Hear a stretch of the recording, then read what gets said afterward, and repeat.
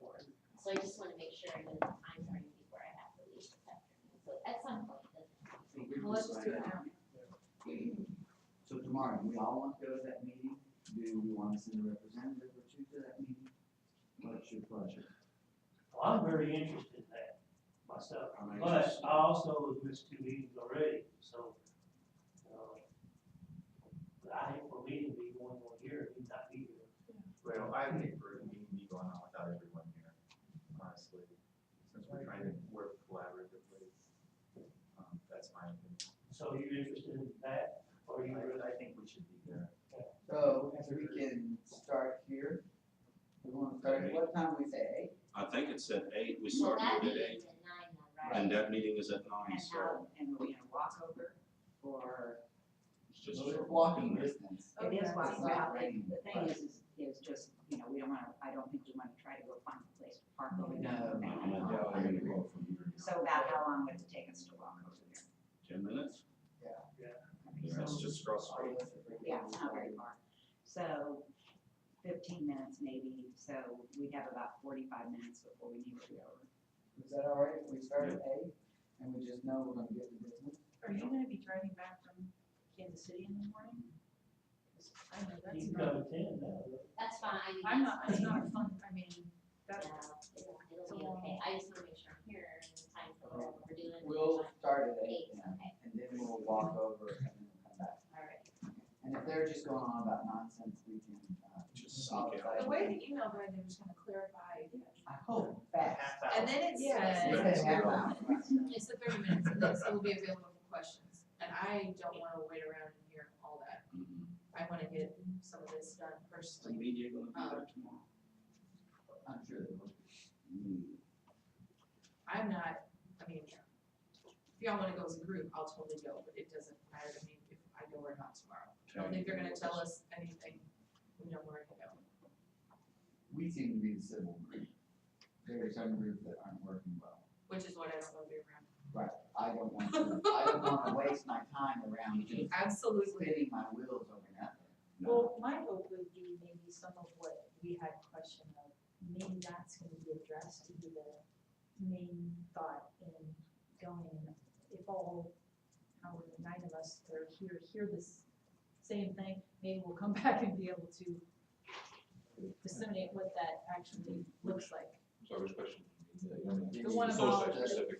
the one about like. Oh, okay, Go okay, ahead. yeah, all right. Agreed. Excellent. So, K-5. That's right. And we have 2 people that usually get 3. No, it's over at the county. You need to We're get 3. meeting here, that's right. Gonna be We're here back at in 8, this and then we'll room. travel over 8, we'll be in this room tomorrow. Oh, are we in this room tomorrow? I thought you said something different. No, the next time No, we meet, October we're in the 8th. governor's office building. But tomorrow, we're supposed to be back in this room. That's by the parking garage. Yeah, MSBA? yeah. Okay. Yeah. But tomorrow we're here. That's all Yeah. I just know. The governor's office is right beside the governor's mansion. Yeah, across the street from it. Right. In Do you the know bottom where corner, Madison there's Cafe MSBA.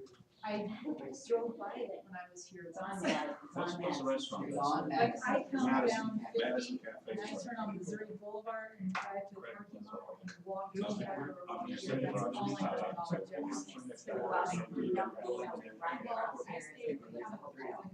Okay, yeah, That's so, right. yeah. today.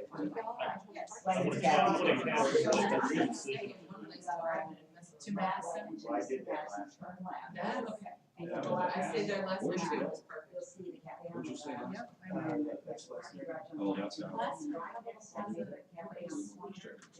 left. Okay, so I remember the cafe and the parking garage is right across the street. Okay, right, okay, so we're It's there. right next to and then they it. give discounts if you have Chick-fil-A or. Oh, I have. I think it's 1 block that way and 3 blocks. Yeah.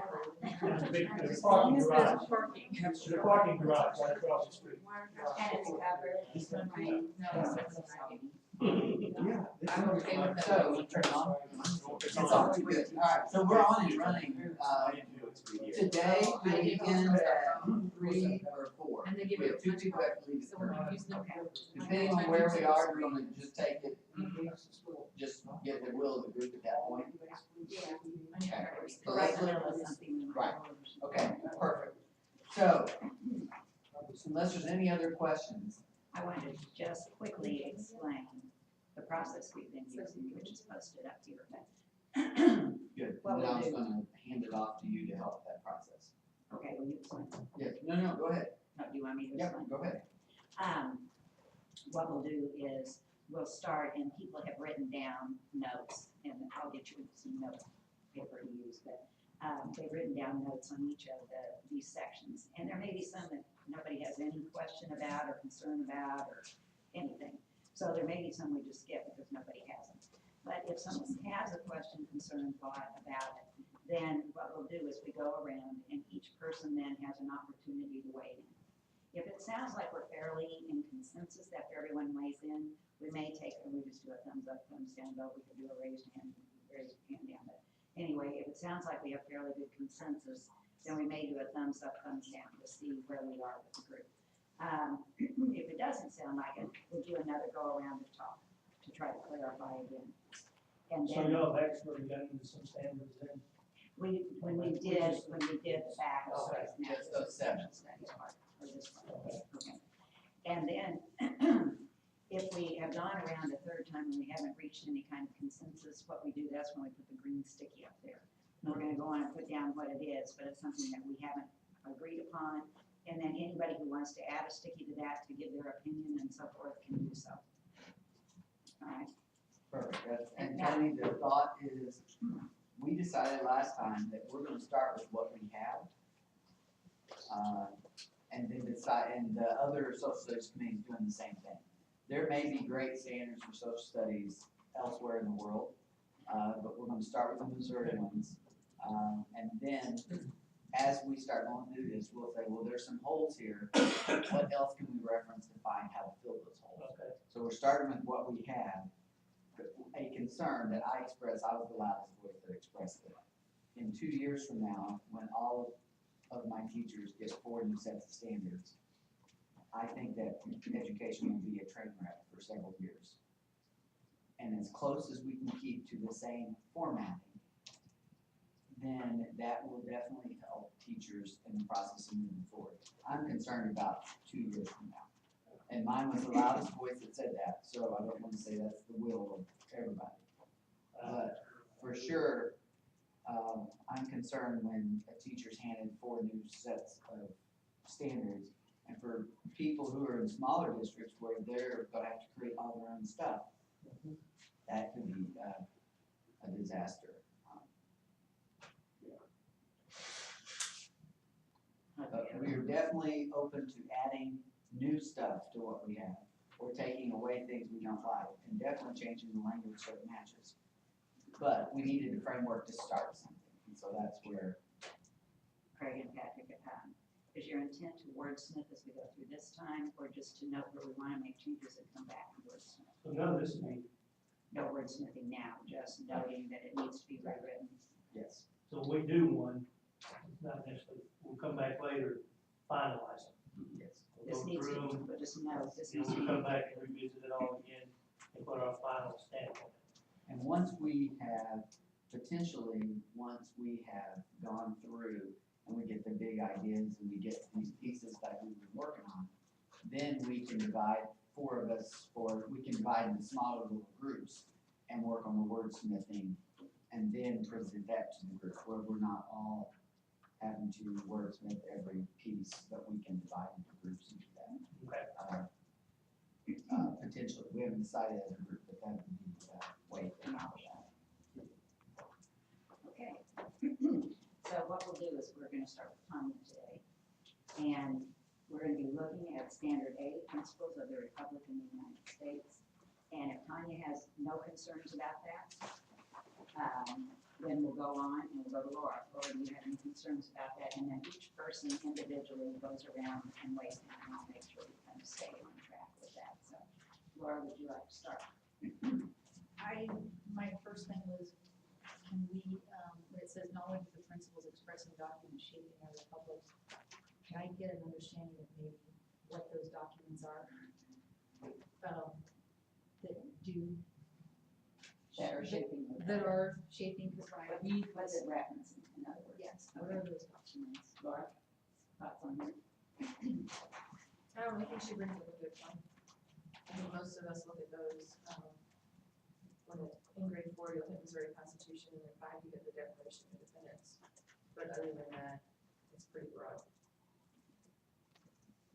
I agree with that. I was trying to go into too much detail, but you can't do that, because you're gonna end up in court. So, I have coming from a complete different background, I always thought Declaration of Independence should be somewhat mentioned in grade 4 to connect with the Missouri Constitution. I mean, what's the Missouri Constitution? What is it based on? Well, it's based on what? Declaration of Independence, and also later on, you've got So you the question, Constitution, the federal Constitution. are you questioning the order of those? A little bit, you know, Okay. because I think there needs to be a tie-in, and I think it can happen in grade 4. In responding to Tom's point, I think if you look across the principles of the public standard that currently stands, you see several documents listed. You see the Bill of Rights, you see the Declaration of Independence. Bill of Rights obviously is part of the Constitution. The Constitution is expressed in here as well. So those are the ones that are currently listed that I see in here, in the Missouri Constitution as well. And I think that's probably a reflection of the fact that this used to be called something else.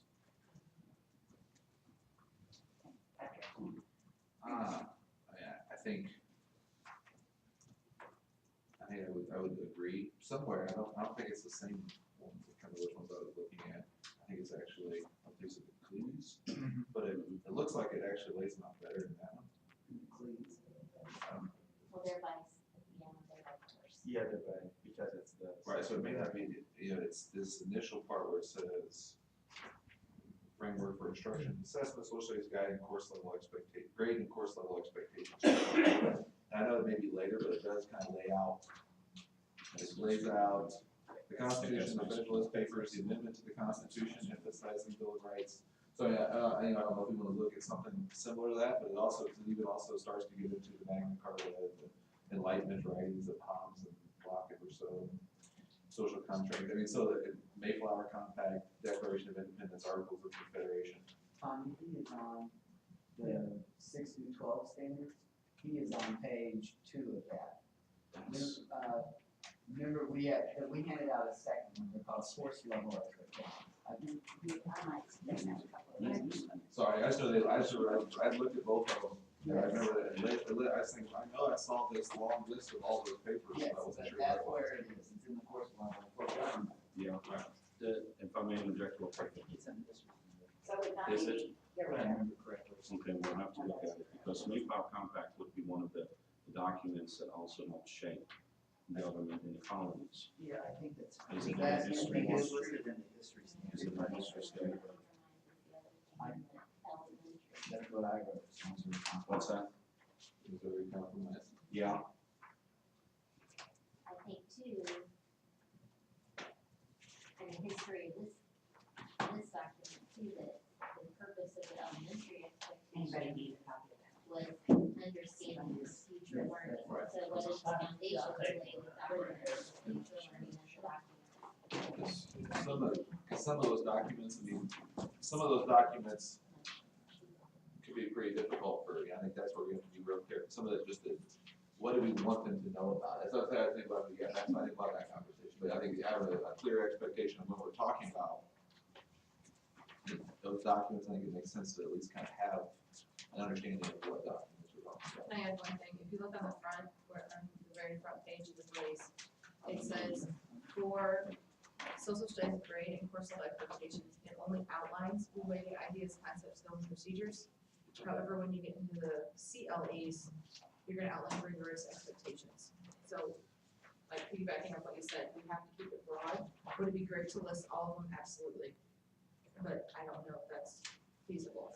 Well, as of right now, if I'm still going around, I think, to answer your question, is we have in the K-5, we have Constitution, Declaration of Independence, Bill of Rights, Part, and Missouri Compromise are the only ones I see in the K-5 standards. You mean Missouri Constitution? Yes, Missouri Missouri Constitution. The Missouri Compromise and Mayflower Compact. Yeah, it's fourth grade. I think it is. So I think that's all last night. On what? One, yeah, Outline issues of Missouri state that That's in Principles of the Republic? Oh, no, Missouri I, government system. No, we're just looking at Principles of the Republic right now. so we're just trying to find where documents listed. So Okay. we're just trying, if you look through the whole thing, Oh, there are okay. some documents in Okay. there in the K-5, and the ones that are listed are those. Okay. That makes sense. So I agree, maybe we do need to have those listed out, which documents are we specifically talking about? Maybe they're listed out They're in in that there, part. but it's not specific right there. Right. Kathy?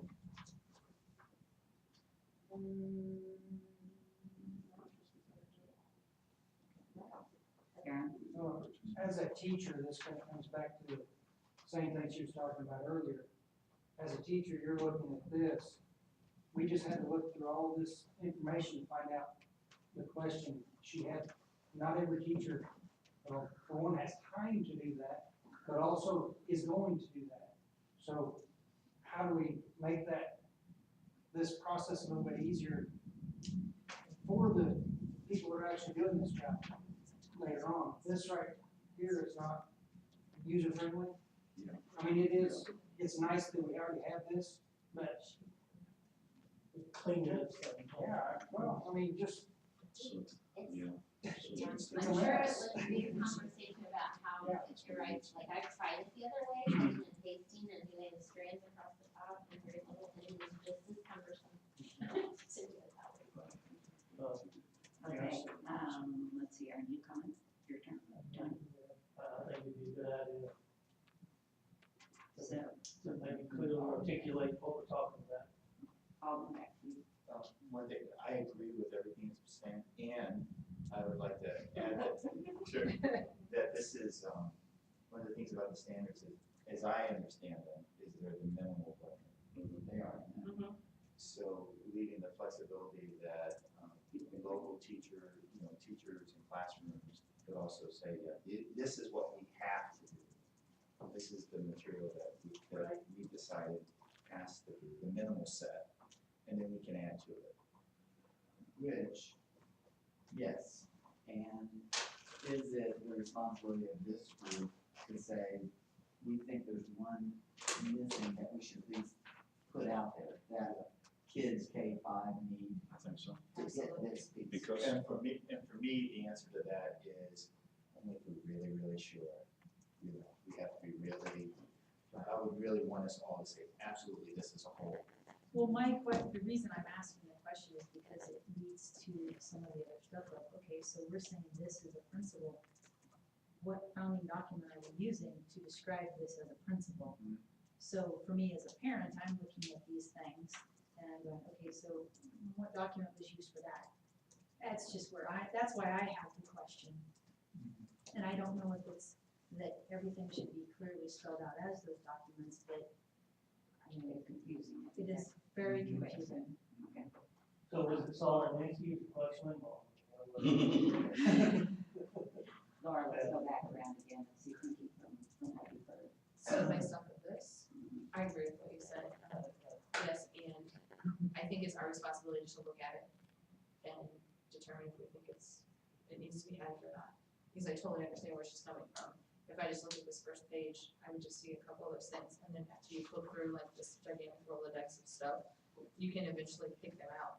So does the Mayflower Compact deserve to be a principle, does it deserve to be a document that shaped the Republic? And do they need the knowledge of that principle, or is it okay where it is? Is there a point where they should be listed in this first strand as these are the important ones for these grade levels? Right, so look at grade Doesn't K, like identify, IE. Yeah, and that's where I guess, I don't know if we're still, do we have to wait anyway to turn out? Normally we're going around, but now we're kind of not, so let's go on back with Rob. Well, one of the biggest things, Alden and I were talking about this, when I taught fifth grade, social studies, that was still the colonies and all that. And the Mayflower Compact was an important document in that it changed the way of one person told everybody in the colony what to do, but the Mayflower Compact said everybody worked, everybody had an input in everything. It was a big switch away from what it was from the country that it came from. It's huge. You know, I have a say in what we're gonna do, yes, you do. So in that respect, maybe the compact, I think needs to be listed somewhere in there, where to discuss maybe even where do you do the colonies now? I mean, what grade level is that now? Still different. It's still fifth grade, so at least put it in there as an introduction, because that's gonna be the foundation for the next setups. So, Going back to the original point that Tanya brought up, I was looking at this last night and trying to figure out why it was structured the way it was. And I got to grade 5 on page 3, and we end up with, finally, we're outlining what I think the original intent was, that students by grade 5 would understand these principles. And then, as I looked at that and I looked backwards, you know, kind of taking a backwards design approach, review approach, was saying, okay, what documents would help me to teach young people these principles, and found it in a historical document that's important to our country. And so that's why, for me, it helps me decide which documents to put in and which not to put in, and whether they're in here or not. Let me say it that way. So if in grade 5 on page 3, we want all students to be able to identify these important principles. And here it just lists the Constitution, but I think you could list other documents, right? So you could, for me, not wordsmithing right now, but I could even drop out the Constitution and put important principles of U.S. government or U.S. system of government. Then I would look at those and then try to identify documents from our history that helps to teach those concepts.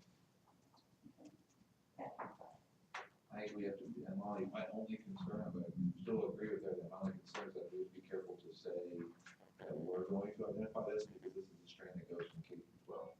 So these big anchor things don't just come K through 5, so we've got to keep in context what we're doing as a K through 5 committee, because I do think it's hard to say, when I read this, the principles expressed in documents shaping the Republic of the United States. I think that some of those documents that the Constitution wasn't just they weren't just written out in thin air. As they're writing those things, they're even the Declaration of Independence, but the ideas for some of those pieces, the guys who wrote them got them from other people. So as they're writing those, that's why they're talking about Rousseau and John Locke, that there was some other thinking that they were using to help create their own thinking, and that's why those pieces are in there.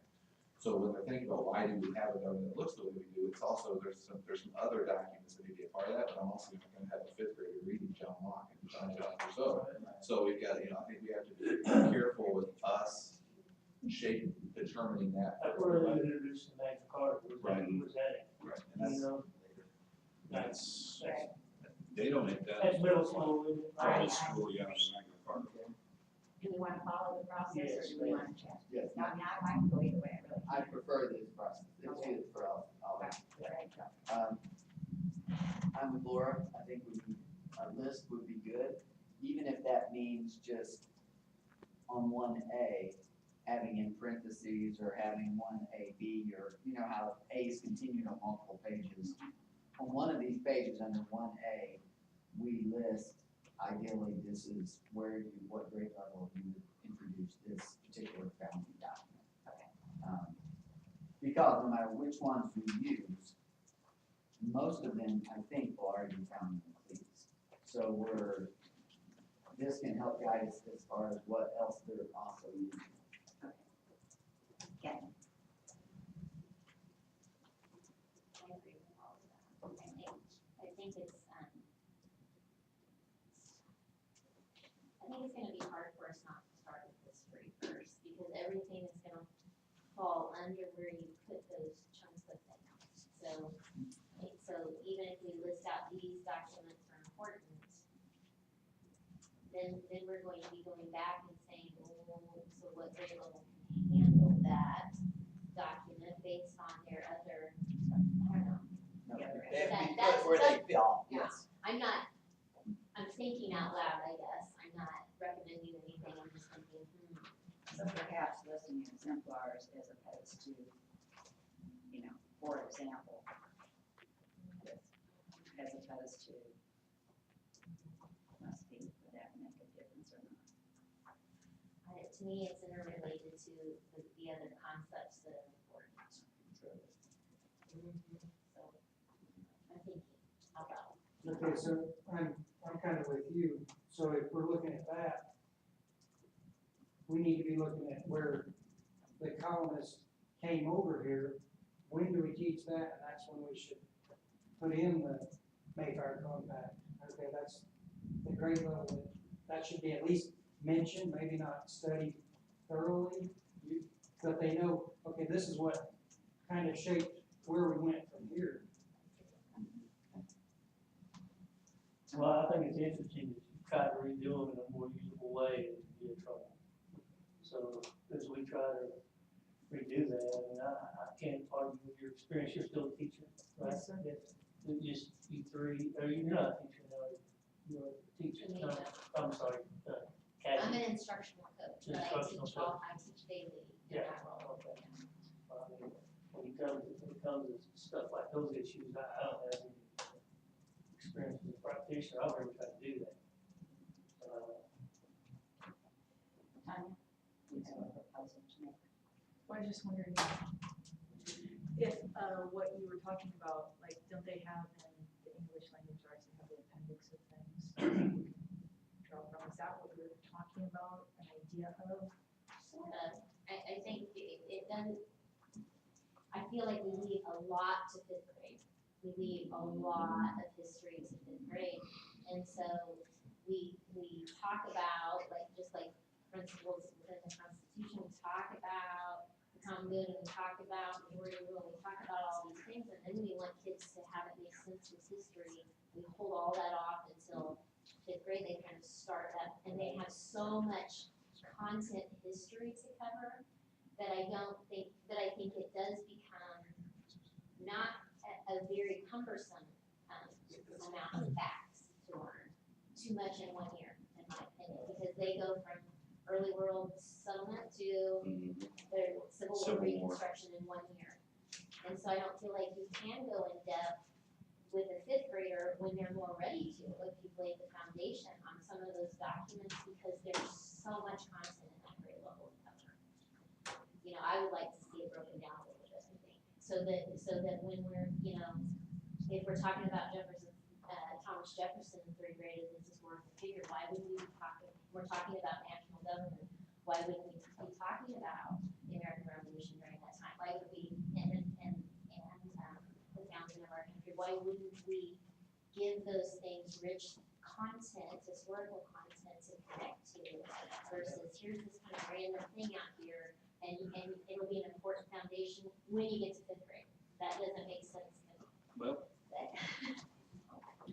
Aaron, Um, hold that thought. So, Tanya. I think he asked me a question. I did, I asked. Oh, Oh, no. there, okay. Yeah, we've already got it, so. Back to you, girl. All right. I'm gonna hear Val first. No, the reason we went to Kathy is because I was asking her if what she was talking about was some kind of an appendix of documents or something about the, so I think it's more. Are we still Do on you her have a question? recommendation for, Oh, do I have a yes, do you have a recommendation? recommendation for? I think as a, just, you know, I'd like to think that all Americans have the same idea of documents in mind, but I'm discovering as life goes on, we don't all. And so for me as a parent, when I'm, you know, teaching my kids, I just want to know that what they are hearing at school comes from actual founding documents that we have. And so that was posed a question as a parent. I don't know that I feel like it's my place to necessarily make a recommendation of how it looks. But Your just voice is equal to everybody from a else's. parent perspective, just, I would like to know when I contact my kid's teacher and say, okay, why are they learning this? Where does this come from? I want them to be able to say, well, it's this concept out of the Declaration of Independence, or whatever that is. This is the foundation of why I'm teaching this to your child. Can I play devil's advocate? Sure. Help me understand this. So if I look at fourth grade, and I'm touching on not just the Missouri Constitution, but Declaration of Independence, are you gonna call me and say, why are you teaching Declaration of Independence when it's not on here till fifth grade? That's not. See, that's where I'm worried about I'm putting not worried documents and about- slides. I'm not worried about where, I mean, I'm not saying I should say when they're being taught. My thing is knowing what documents are actually being considered as the documents that shape our republic. I got you. That's my take.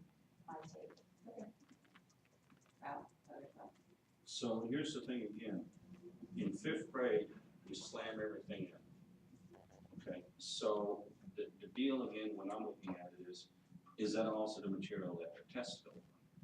Is that the responsibility? Because the assessment used to be, okay, in fifth grade, we're gonna assess this in this strand.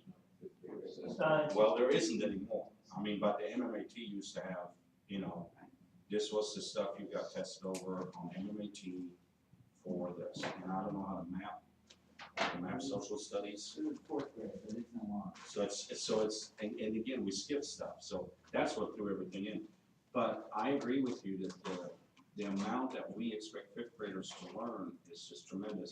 Why couldn't we cut it off at, okay, all the way to the Civil War, and then the next grade level picks it up? Or when do they do American history again? Is it grade 7? 8? And I know they cover Civil War again in 8. They cover the westward expansion and all that. They So, can't get to it. Might I? and they can't even at that point, but fifth grade, if you can do a real good job with the colonies and all the way up to the Civil War, if you have those standards in place and really solid foundation on that, I think the Civil War and that stuff will take care of itself. May I offer that we might write down here that we want to consider the redistribution of where parts of history are taught as we continue to look through and get into history? I have a comment on that, and what my term, I thought I had something to say. If I'm not capturing it, then we'll call them. Yeah, it's somewhat, I think, along the lines that you're talking about, as I was looking through the standards, there's lots of things that we could all dig at. I think you identified a really good one, by the way, because there are some, I think most of us would agree, foundational documents that aren't listed. There are important principles that come out of those that shape what we believe in. The problem is, though, capturing also this idea of scope and sequence of the curriculum. And the difficulty of doing that as a group piecemeal is really hard for me. Because I started down the same path as I was looking through this, and saying, what if we move this here and move that there, and what does everyone teach? See, fourth grade is all state history and that sort of thing. And so, not to go on too much about that, but when we start delving into scope and sequence, it becomes really difficult, really a very complex project. Not to say we can't do it, but the complexity of it becomes almost overwhelming. And then going back to what Greg said, if we were to have some input that is useful for teachers now, and certainly within 2 years, maybe staying with what we have here and doing some things. I think what I hear from time has come, and they're saying, okay, what are the documents, the principles expressed in document shaping the Republic in the United States, for instance, that is currently worded? What are those documents? Is there any missing? And then a recommendation coming forward saying that we believe as a committee that there are this or that document that should be put into this curriculum would be important. Maybe even a borrowed contract would be important. And not trying to say, okay, it has to go in second grade. Because we know that if we put it in second grade, then a bunch of other stuff has to be moved, right, for everything to go along. but maybe make that recommendation. That's where I am right now, thinking about how to address this issue. I'm gonna ask a question real quick. Mostly just to clarify kind of what I was trying to do. Are we trying to teach the kids the documents? Or are we wondering where the principles that we are teaching kids are coming from? Because those are two different things. The latter one sounds to me like that's an information, like what information is the teacher using to create what they're teaching kids. So like, for example, if I look at one of these in kindergarten, participate in the democratic decision-making process as a kindergarten standard.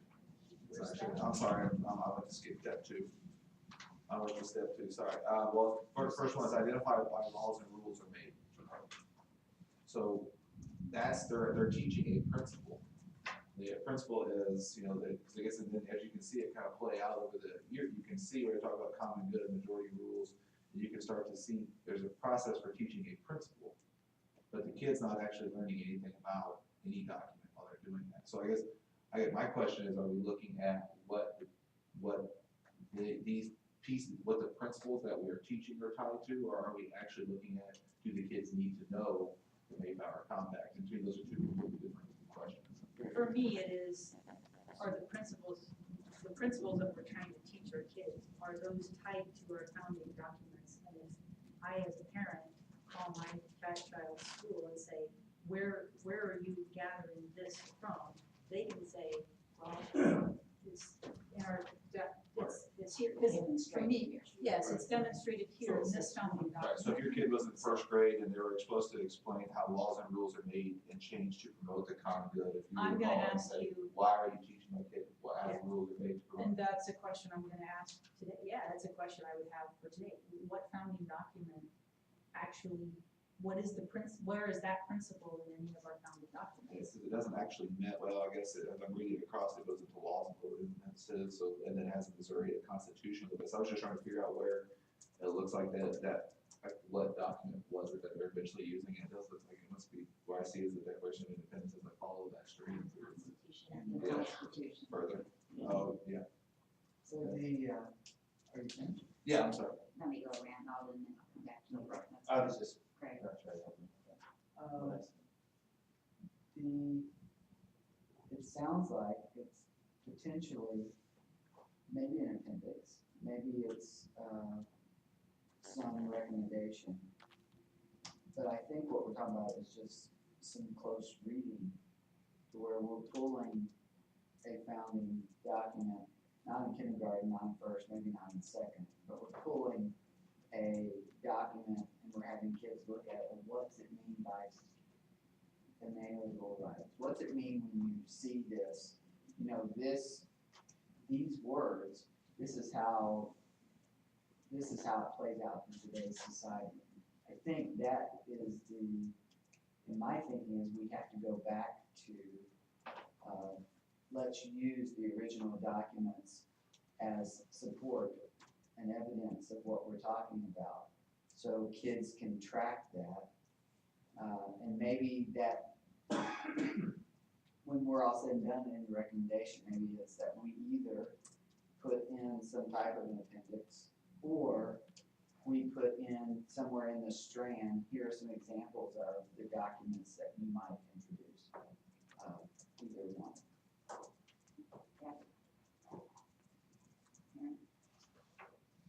Pass. Tony. You talked about, you mentioned about leadership, those fifth grade get so much, and spoken sequence came in. And it can be complicated because it's not all in one place. You understand, it's like dominoes, or whatever way. Is this spoken sequence good? It's in and out, or do you know really? It's not?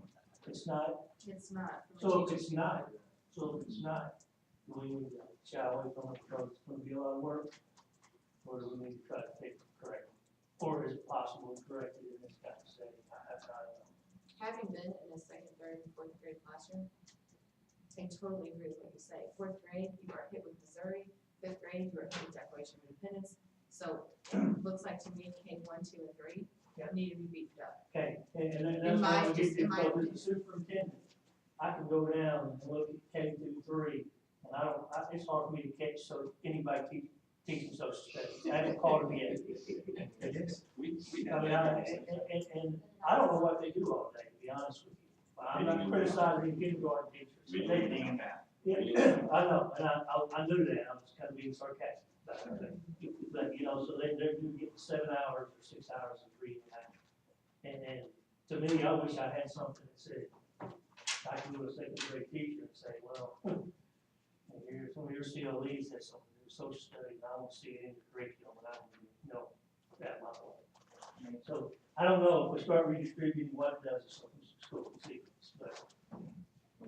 Okay, right at this point, I think we've got like 3 things on the table. One of those is a really big thing. Do we need to really look at the scope and sequence as we're going through that? And is that something that we feel like is worthy of tackling? Another thing is just really clarifying documents that are being referenced in these different principles through either a glossary or, some type, either here or in a separate format. Resource listing. Resource listing, so that it's obvious what we're doing here. And then we're, in addition to that, we're looking at,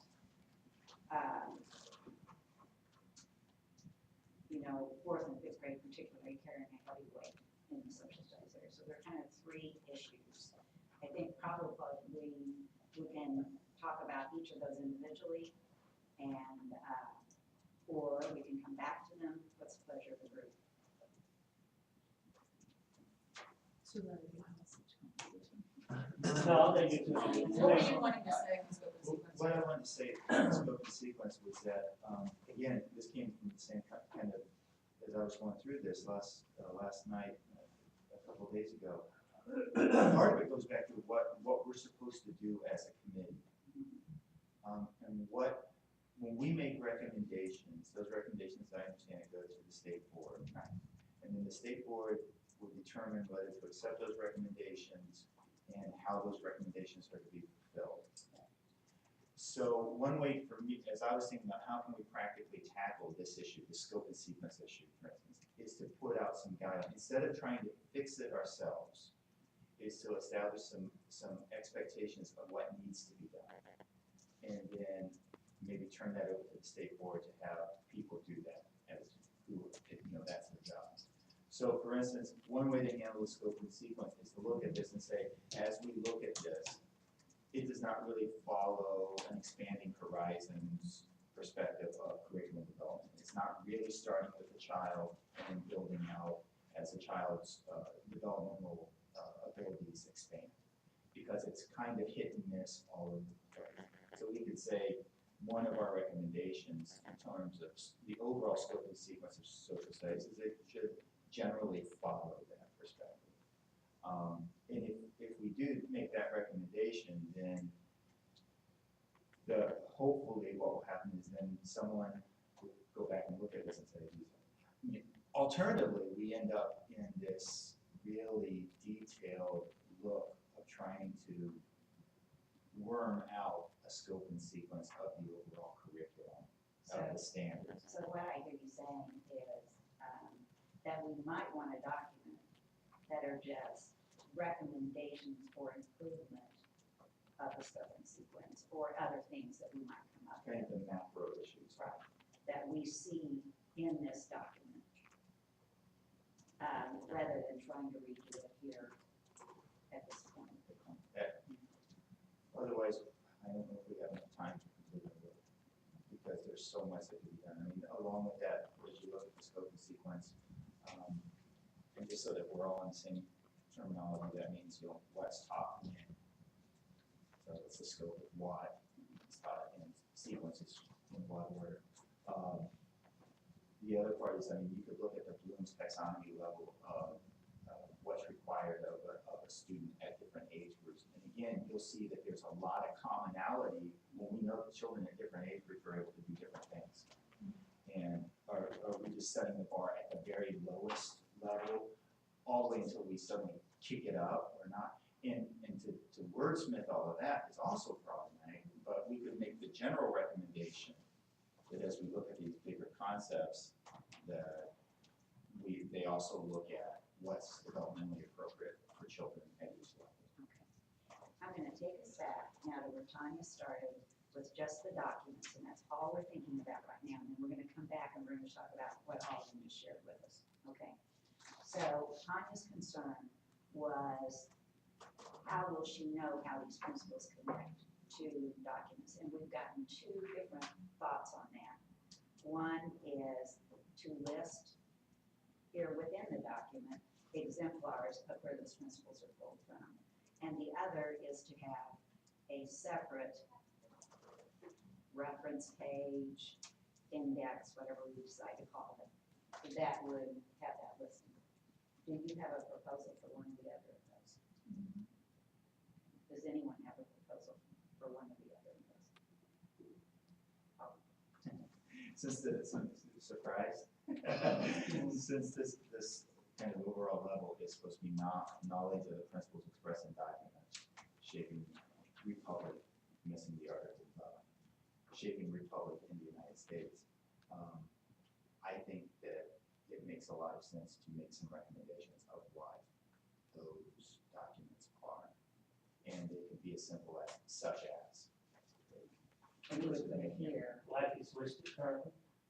Yeah, so Or for there's instance, like- so for instance, in grade 2 where there is no document listed, so some of them actually list documents and some don't. And so I would be in favor of looking, say for instance, in grade 2, it says explain and apply the concept of majority rule such as expressed in the Mayflower Compact.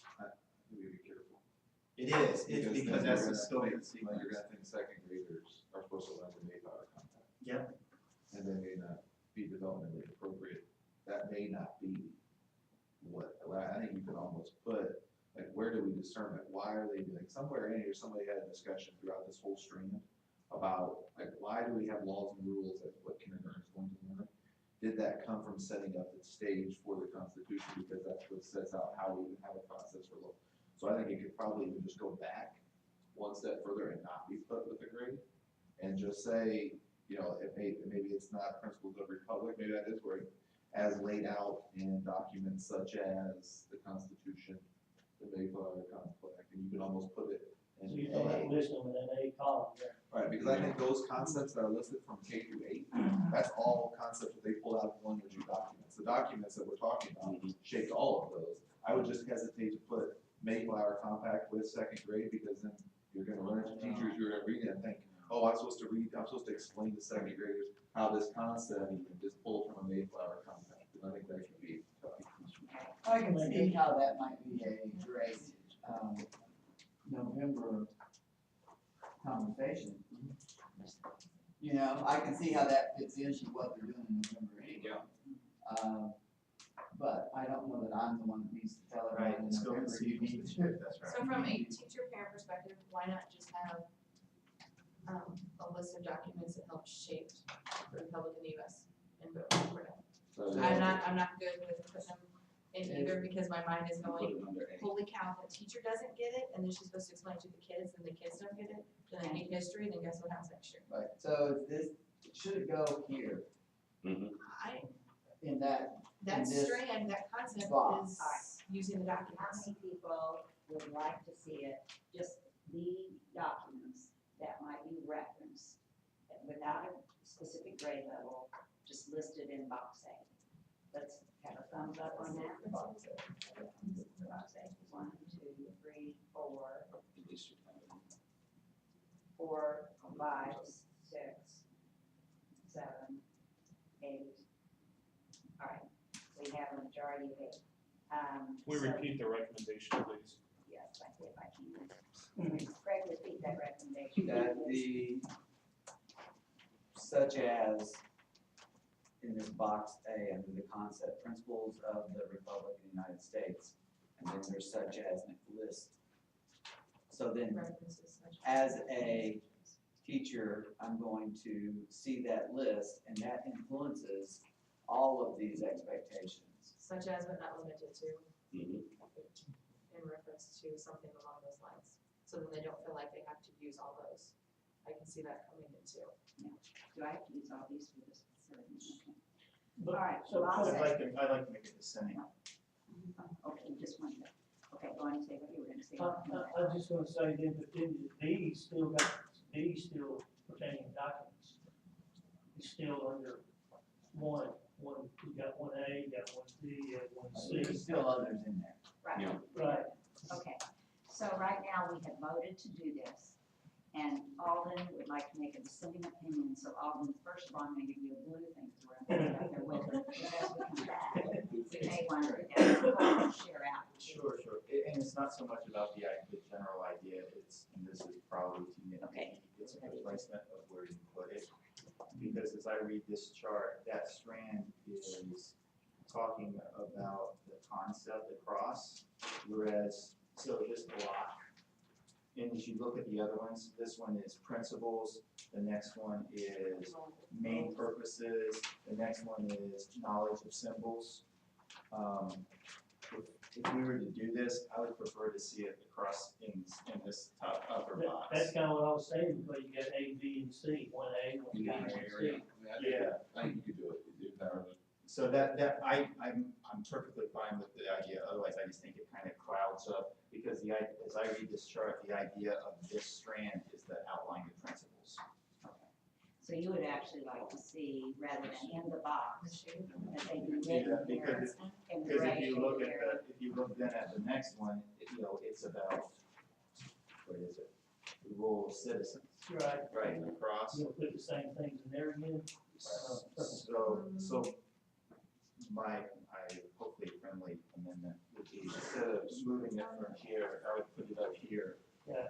Where it says the documents. All right, we're gonna have to come back and we'll do a discussion around Alden's point. Yes, You would yes, yes, prefer to yes, see yes. it there in the top. John, your thoughts on that?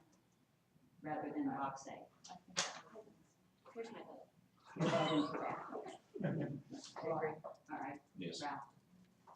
Alden, we know I'm it. still- Are you I'm still in saying favor right now. I agree, so, Very before it changes his mind. Only question I would have is, does that gray box have to match the standard we're writing? That's my only question, and we don't have to answer that right now. I'm in favor of putting it on there, so I don't care where It it goes. doesn't match as of now. Yeah, it doesn't match right now. Suppose it just says principal. right, but we Not could word just for word. decide, we could just change what that, what we Right, changed, so we could just change. That's just my question, Okay. but I'm okay with putting it anywhere, just as long as it's in there, I think. It should be, it will clarify. So you're talking about social studies, the content? Social studies one should match number one in this document. We could, just like put That a, whole heading. put a second, Okay. we might That's put the question. another line underneath this heading. Could be. That is not the heading, so that would match. But we If can you look at change the these. blue map, That's on what we're, Mark's yeah, on that's number what one, we're, that's what we're changing. it says speaking and writing English standard, including grammar, usage, punctuation. So if they're able to elaborate on what writing and speaking is, then we should be able to elaborate on I documents. mean, I think elaborate, whatever we want to put is what's going to be, what's gonna be put We in. probably. But by God, we're in charge of this. Well, if Commerce gets it, I want it. Great to have you stick That's with how I want it. It's good enough for them. I think Karl Marx should help us teach history. Okay, so this is where we are. We have had a motion that passed, now we're asking for an amendment to that motion, that we actually include it in the STEM, and are we wanting to include that in the STEM here as well? It's either, Just so. we'll just have to come back to that eventually, but Right. should it be included? Yes. Should be included in the STEM, all those in favor? And Kathy voted. Kathy voted yes, we're unanimous on that. So we will include exemplar documents in the STEM of Central Missouri Republic number 1. Okay. Laura, Okay, mine is the whole scope and sequence thing, as you've already heard. well, that's I just okay. don't We're get it gonna come now. back to that anyway, so there you go. Go ahead. Your It's opinion. just, I think kindergartners are capable of more. I think teachers can teach more at that age if, again, allowed to have the freedom in the classroom and not the pressure of the test, and are given examples of how to do it. I like the idea too of working backwards. If we look at fifth grade and we're good with that, and then we go back, to me, it looks like as a kindergartner, I start up at like 5 miles an hour, 10 miles an hour, and then I go to first grade, and I go up a little bit, and then by the time I hit fifth grade, I'm going like 90 miles an hour. And there's no adjustment there. It's just all of a sudden, boom. And from teaching fourth grade social studies for 6, 7 years in a co-taught classroom, my kids get there and like, oh my gosh, why is this so hard now? And there's so much more to learn. And a document, what's a document? And I'm going, holy cow. So I don't want to mess with scope and sequence if y'all don't want to, but I think there's, like I said, a major issue with what we expect in kindergarten, first and second, and then by the time they're in fourth and fifth, it's huge. I think that it's not bad that we're bringing it up now, because I think we'll keep coming back to it again and again. So, and we have, Alden had an opinion about just referencing it or tackling it. So those are kind of the things we're looking at here. Ralph, you're thinking? Same thing with scope and sequence. I mean, having taught fifth grade, it was always like a collision course because I felt like I always had a backpedal. And then switching down to first grade, it's almost like a byproduct. And we've talked about that too, but for instance, the Mayflower Compact, we always do a theme in November with Thanksgiving, with Pilgrims, Puritans, Indians and all that. And I've always put the Mayflower Compact in with it because it tied in with it. And the type of government. Now the other thing I tied in with is the rules that the Indians brought to the Pilgrims too. There were some, but you don't have any documents, so to speak. But again, the scope and sequence, there isn't enough on K1 and 2 to build a solid base, so when they hit fourth grade, because they're hit fourth grade head on, and then of course fifth grade is the real steamroller. So, but I think they could get something more done in K1 and 2. Problem that I see is time factor, because teachers are gonna go, we don't have time to teach all the reading and the math skills and stuff, and so it's gonna take that back seat again. But I think we can still make the effort to maybe redistribute some of those down to those levels. Again, learner and age appropriate. That means they can adjust the curriculum. But if we put those concepts down there, teachers can look at them, how do I teach this? They can decide on their own, but at least we have the concepts written down there. We have the standards down there. Alden? Just to piggyback off of what's already been said and what I said before, I'm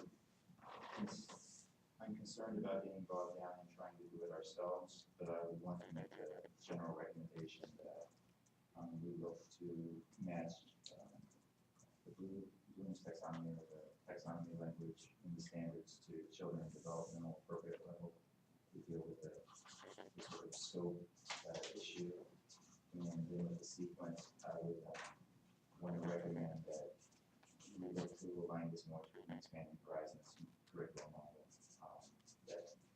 that mirrors developmental appropriateness.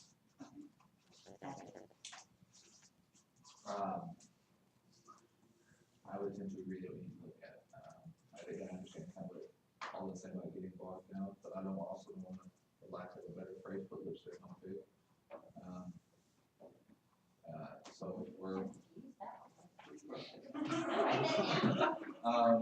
sucks. I'm gonna start writing. I know. So, yeah, that's my concern, that if the plan right now from this is that it's going to move forward, that we're supposed to be rolling things out October 15th, it doesn't necessarily sound like there is a plan in place in case the board doesn't like what we have and wants to redo it. And so they may just say, yeah, that looks great. And I don't know if that's what they're gonna say, or that's what they're gonna do, but the plan right now is these are supposed to be done by October 15th, to be rolled out for the 16-17 school year. I would say that somebody's gonna be doing it in a hurry. So I don't know, and I don't know if we can do that. I think what Pam said is also true. I'm not sure we're gonna be able to continue before without coming back up. I looked at this stuff, and the first thing I went to was, wait a second. How does all this flow together? What was the process for how it all flows together? What makes sense? And I'll be honest, I keep coming back to Kathy's idea of the second grade to be 1400 to 1600 and broke it up into pieces that seem to make more sense. I know that we gotta be careful not to impinge on local control, but something that, it just seems like what they were trying to do is how do we make this make sense for all of our students? And and I feel like that is not what's in here. And so like, I spent more time reading the C3 framework, just to see if that did, and obviously that was awful confusing as well, just trying to read the document. But I felt like there just needs to be a different, I don't know if it's I was trying to figure out which different format, whether it's a different scope and sequence. I also taught 5th grade, and what I felt like I felt like I was running through everything so fast that you never actually taught anything. Especially, I remember I felt like, okay, so we have the land bridge, and you had this, and you had this, and you had this, and people from over here, here's what they did, they all ran from here, Marco Polo, and this is what they were doing, and you're running through all these things, and then you're like, well, so then Christopher Columbus went looking for a different trade route, and they did there, did they not, and it was this whole, you're shoving stuff in that the kids aren't actually thinking about on any sort of deep level. There was this, I called it a saturation point, but it wasn't a saturation point of detail, it was a saturation point of get all this in so we can say we did it. And So you're talking about coverage. coverage, yeah, As opposed to. you know, So I guess I gave a long-winded answer to say, yes, I think we need to look at scope and sequence, and I agree. But I guess my clarifying question would be, when we talk about that as scope and sequence, are we talking about the format of it? Are we talking again about the 7s that we're also gonna get back into? Are we going to, how we're gonna lay some of those pieces out? What are our anchors? What is it that, do we have a clear vision of what it is that we, even if we're talking back with design, are we sure what we want 5th graders to even lead with? Before we start thinking about how we're going to do this, do we have a clear picture of what we want 5th graders to lead with? I'm not sure we can do scope and sequence without having a clear picture of what it is that we're gonna lead with.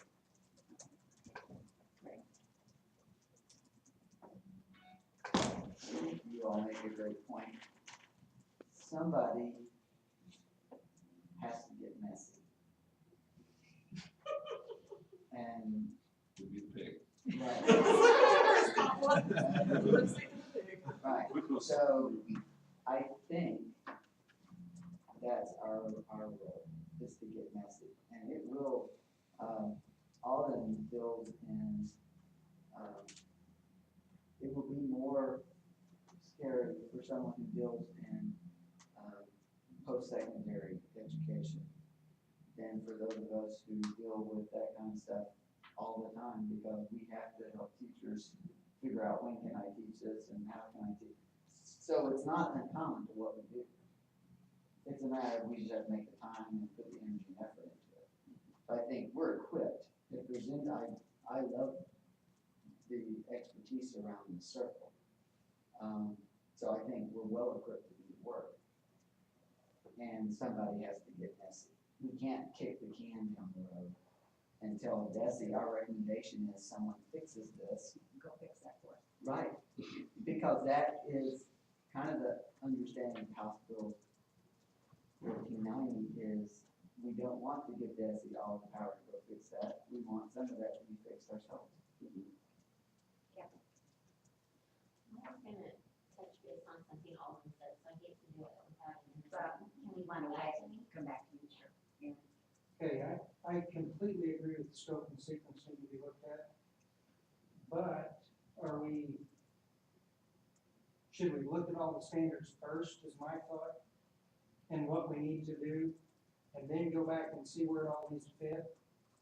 I mean, should we start with kind of what we started already, and then come back to, okay, now we need to figure out, we want these things included, but now where can we put them?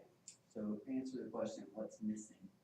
Yeah, answer what doesn't need what we to be. don't like, Right. first of all, and what we want to fix, and then go in with where it fits in the whole scheme of things. You're up then. That's a good idea, but it kind of concerned me to get some of our thoughts if we do it that way, but, I don't know how big of a deal it is. You know, a lot of things we have to do, we have to think about the secondary people too. But at least take the stuff from the 5th grade back, we're not affecting anybody else. And I'll go back to the thing again, I'd like to have this, so I can tell my second grade teacher, I'm expecting you to do some stuff. That would be helpful, right?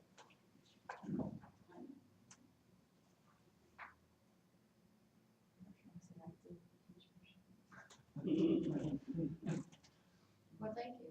I talked to my kids' teachers and, I mean,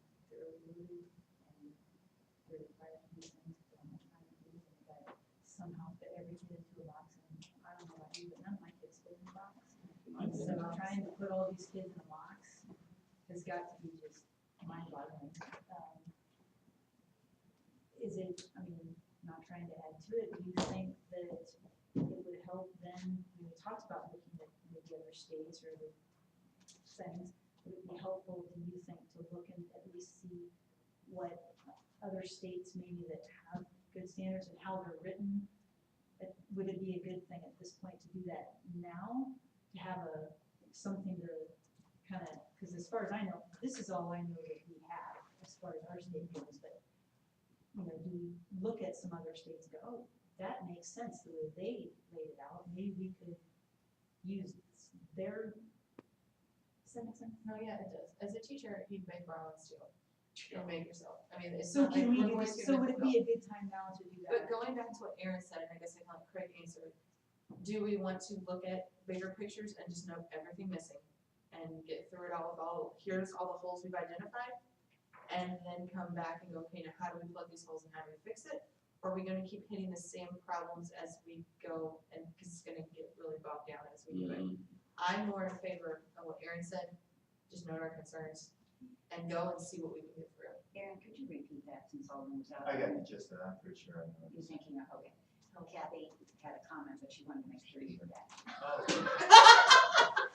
Get ready, I Audrey. have to listen to Kathy again. We saved it. Sorry, yeah. Just like, something. So it has something to do with pigs and lipstick. It does. I got Get three messy. things here. Well, and since we were just talking about what Tanya just had said, I think, I do look at a lot of other states' curriculum and steel. I do think they run very similar to ours in a lot of ways. You know, you kind of have families, schools, neighborhoods, communities, state, nation, world. The thing that I do think is a little bit different in ours is that ours skips around in other places. It's not a logical sequence to me in how I unpack it. And so that's what's frustrating to me, that I think you would find very similar, and I can't remember which strand lays that out, but it starts with the relationships, culture, that one that kind of lays it out in that way. And so I think it's that sequence I think will be very similar, probably whatever state curriculum that we look at. When Alden was talking about Bloom's taxonomy, I have a lot of mixed feelings about it, because I think in terms of critical thinking and my experience with my own kids and my experience as a kindergarten teacher, is that for me, I want all kids, whether they're a kindergartner or a 12th grader, to constantly be working through all levels of Bloom's, and or whether it's the rigor and relevance, because a 2-year-old can infer. When you go, they know what you mean. And so how do we kind of create this viable curriculum that makes sure that they're using those critical thinking skills all along, so that it's part of practice, but how do we make sure that the content is rich enough that they're working with all the way along? And I think, I was trying to think of a concrete example. So right now in concept A for Principles of the Republic, like at 3rd grade, it says identify and explain why cities make laws and ordinances. Well, then down in the other strands, we have 1st graders talking about consumers and producers and cities and communities. Why wouldn't we be talking about, some cities have ordinances, you can only have 2 pets. To me, that is very much a 1st grade thing. That's a real life, everyday, I can use this in life connection. And to me, that's where the relevancy piece comes in, that I feel like we have holes in places. When I say rich enough content, I mean real enough life stuff that they begin to see themselves, even as a 1st grader, as someone who understands and interacts with the community. I don't know that makes it do anything necessarily other than in my want for it to be better, I guess. Those are the kinds of connections that I want to make sure teachers can pull out of whatever we create. That it makes sense and that it builds, and yet even our very youngest kids are engaging in real life good conversations that make a difference, that they can talk about their community in more than a surface level. Can I respond? Well, I don't think it's your turn. Oh, I thought you were, I thought you saved that for the questions, for what I said about rules of taxonomy. Taxonomy, that's it. Because, we let Kathy go out of turn just because she wanted to wait for you, I think you can respond. It was an and statement anyways. Oh, I can respond. Yes. Oh, so the only response I'd say is that, I agree with everything that you said. But when I was making those comments, I was, about Bloom's taxonomy, is I was referring to the fact that we see the same level being exhibited across multiple age, you know, The two. and yeah, over and over and over again. It never gets to a floor. And the second, yeah, that's what I mean, and the second part is that, while this is not a curriculum, it's a standard. And in fact, I think we all agreed earlier that it's a standard that's saying this is the minimal that we would expect. So the fact that it might just say identify doesn't mean you couldn't. A good teacher wouldn't say, okay, we're gonna make sure you can do that, but we're also gonna analyze. Or we're also gonna do input, right? And that by laying everything so low across the board, I mean, it's all the same, basically, taxonomy activity, I feel like we're doing a disservice, and that we should look at that and say, well, what would be the minimal, especially for this particular content, what would be what we would want children at least to be able to do? Well, we are, math, Would we like to just have a general discussion at this Yes, point for one this topic? and so, the DOK level is the ceiling for which we're supposed to assess it. So when you look at these lower level verbs, which, so blooms, I'm gonna explain this a few times because you're the only person that works with this all the time. Blooms is a taxonomy for how you instruct. There's 6 different levels, and Bloom's is all about instruction. You don't ask kids to analyze something before they identify and know it, and before they comprehend and understand it.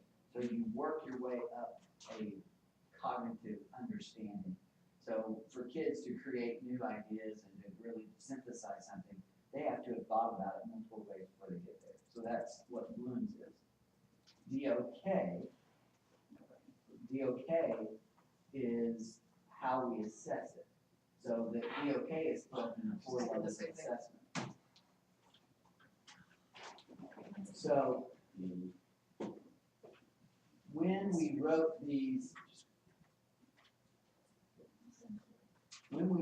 expectations, they wrote, this is an assessment document, and so they used DOK language. And they didn't so those are 2 different kinds of things. This is an assessment ceiling that we have here. So we are going, if we say we're going to assess it at a DOK2, then that means we're into the 3rd level of Bloom's, basically. Depending on if it's a high level of 2 or a low level of 2. And that's where you get into the issue of not being good rigor. One teacher teaches this lower level of 2 that you can say, well, that's a DOK level 2, but yeah, your kids aren't thinking very deeply. So it's confusing. It's confusing when you explain it to teachers. Yeah. For teachers, to teach. well, it is, and I teach it in a curriculum class at the university level every semester. And I will have 20-year veteran teachers when I explain how these things match and what's it mean with how we think through our instruction. It's like the first time they've ever heard it. So you may be confused as we talk through this, and rightly so. I mean, that's the way it's, we had a week ago, I worked with our administrators on how do you evaluate what you see? What's the cognitive level of what you see? And so I went through how Bloom's and DOK go like this, and what it means for our instruction, and it has multiple implications for RTI and intervention. There's lots of these fingers. So it can be confusing. And so when we're talking about blooms, we're talking about a set of birds that match each level. I gave her a set, but Very the good. question I have is, the new blooms, that changes, and I gave her the old blooms, because that's one I have memorized, and I know that new blooms have a. Just the last two. Just the last two are, Flip flop. okay, evaluation then analysis. Could I get back, Synthesis. Then The synthesis is at the top. could I get back to that basic question that Laura started this with? And that is whether or not we're gonna deal with this now. And, I'm afraid if we don't, everything we've done, everything that we do is gonna be in vain. I'm kind of with you. I'm worried that if we go into just labeling what's missing, that it's gonna be hard to figure out what we mean is what's missing, if what was actually needs to be done is the whole picture of it needs to change. So determine what's, I don't know, I feel like to determine what's missing right now, it sounds like, is a logical scope and sequence. So it's hard to just do, I think we have to, But we're only gonna look at fifth grade and work backwards. We're not gonna try to, I think it depends on, I think for me, I just tend to think backwards design. So it's easier for me to think, what are we wanting kids to I be? mean, not include, do that, we're not gonna mess with fifth grade where it might change what secondary's doing. I think we have to, right, I think that, I mean, I think that depends on what, I don't know if I can, I'm not sure, this for me personally, It it's might hard pop to up. answer that. Yeah, I think it's gonna be hard to do it without seeing exactly where it goes. But I think that, and I think that's where the conversation is coming, is there a logic or other pieces, because like exactly what Kathy said, where that's the way I felt even just rereading it again, we were also reading it last night, and I was like, I feel like we're hitting on things here, and we hit on them a little bit over here, and there's not necessarily, and I can say I felt it just the other day, I had a teacher, a fourth grade teacher, who went into labor, and I had to go teach fourth grade, and so I walk in the classroom, and they're doing the preamble. They're teaching the preamble because somewhere in the standard it says teach the preamble, but nobody has talked about the rest of why they're even leading up to the Constitution, there's no, and all of a sudden I'm getting, I'm like, well, I'm giving them the same explanation that I know that they're gonna get, because I used to teach fifth grade. They're gonna get it next year in fifth grade, but nobody's taught us, so right now we're teaching the preamble, and it doesn't necessarily even totally make sense, it's just kind of taught in isolation. And then I'm like, but I also think, is it because it's a spiral? And they try to build the spiral where they hit on something now knowing it's gonna come back up later, and you're just trying to leave some bits so they've heard about it before, and maybe when it comes back up, and so I think some of what we're getting into is a philosophy between a mile wide and and an inch deep, or do we wanna go real deep? But maybe not as, so like I think to look at those things, we're gonna have to have a bigger little discussion. So I'm right there with you. I think it's very difficult to just figure out what's missing. Cause I'm having a hard time figuring out what's missing, so I'm not sure if, it's hard for me to see the whole system in place, to visualize the whole pieces. Can I suggest that, and somebody over here wanted to talk, Ralph, that Ralph speak, and then that we take a 10-minute break, and then come back, and you can be thinking while we're doing that, and we'll try to at least design where we want to go with this and make sure that we're all on board with changing the scope and sequence or making that an option that we have. I've had the same problem when I was teaching, is the spiral thing. Where do you start laying the foundation? And foundation, talking about basics, basic knowledge. Where do you start building basic knowledge? It starts with kindergarten, of course, but where do you add? Where do you stop and reinforce that? And it used to be that way. We introduced a skill, we worked with it, and then later on, 2 months down the road, revisited it, did some more with it, reinforced it. Now it seems like it's so spaced out, we introduce a concept in grade 2, it's not revisited again until grade 3 or grade 4. And that's what I see missing in here. As having taught in the classroom with that, is like, okay, we're gonna do this. Well, we're not gonna have this again until grade 4. And the same thing with American history. You cram everything into grade 5, but then they'll do Civil War again in grade 8. So is there really such a push to have Civil War in grade 5 when you're gonna go into more detail, as long as you know what it's leading up to? I mean, you've got 2 years out there without any kind of American history at that point. So that's where my trouble comes in with this. And again, it deals with scope and sequence. And also I had a big problem with the DOKs. All right, guys, let's take a break, come back, and we're gonna try to finalize or get some kind of finality on next steps, where we wanna go, how we're gonna proceed. I think we're getting close. We're moving it. Hey, who wrote these? Do you remember? Oh, process. I did not You write got these. that? I did not write my I love it. Absolutely. I was there for that. Are you okay? Did your head turn colors once? Is your head And swimming? they've been rearticulated Well, I was thinking, I was thinking, go. Teachers.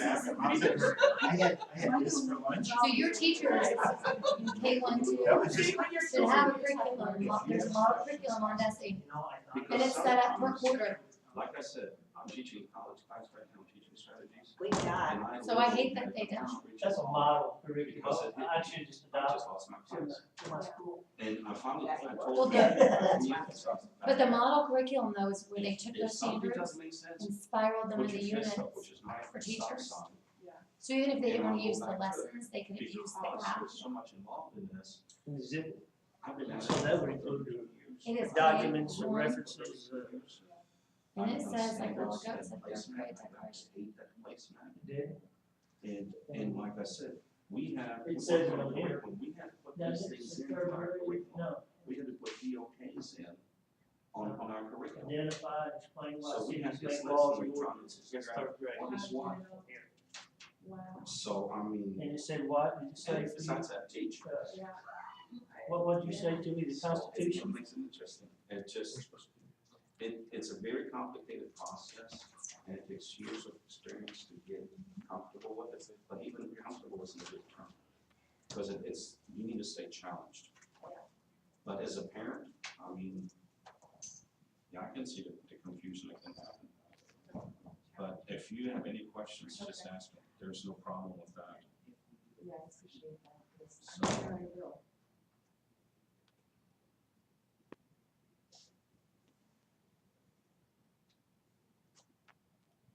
It's good first.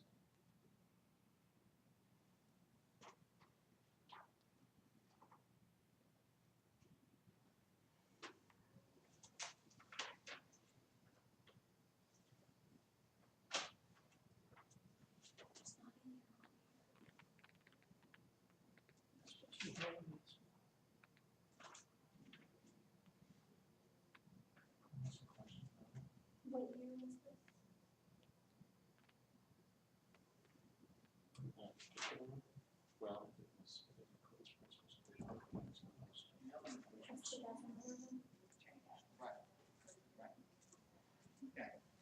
Technology is fun as long as it works. Yeah. My husband just laughs at me crazy. It wasn't worse immediately. I come in and like, "That's lots of free." When my kids live at home, I gotta be honest, everything I learn about technology, I learn from my kids. I've had the I oldest don't phone, know how well that lines up to this. I have the oldest phone, and it lasts back.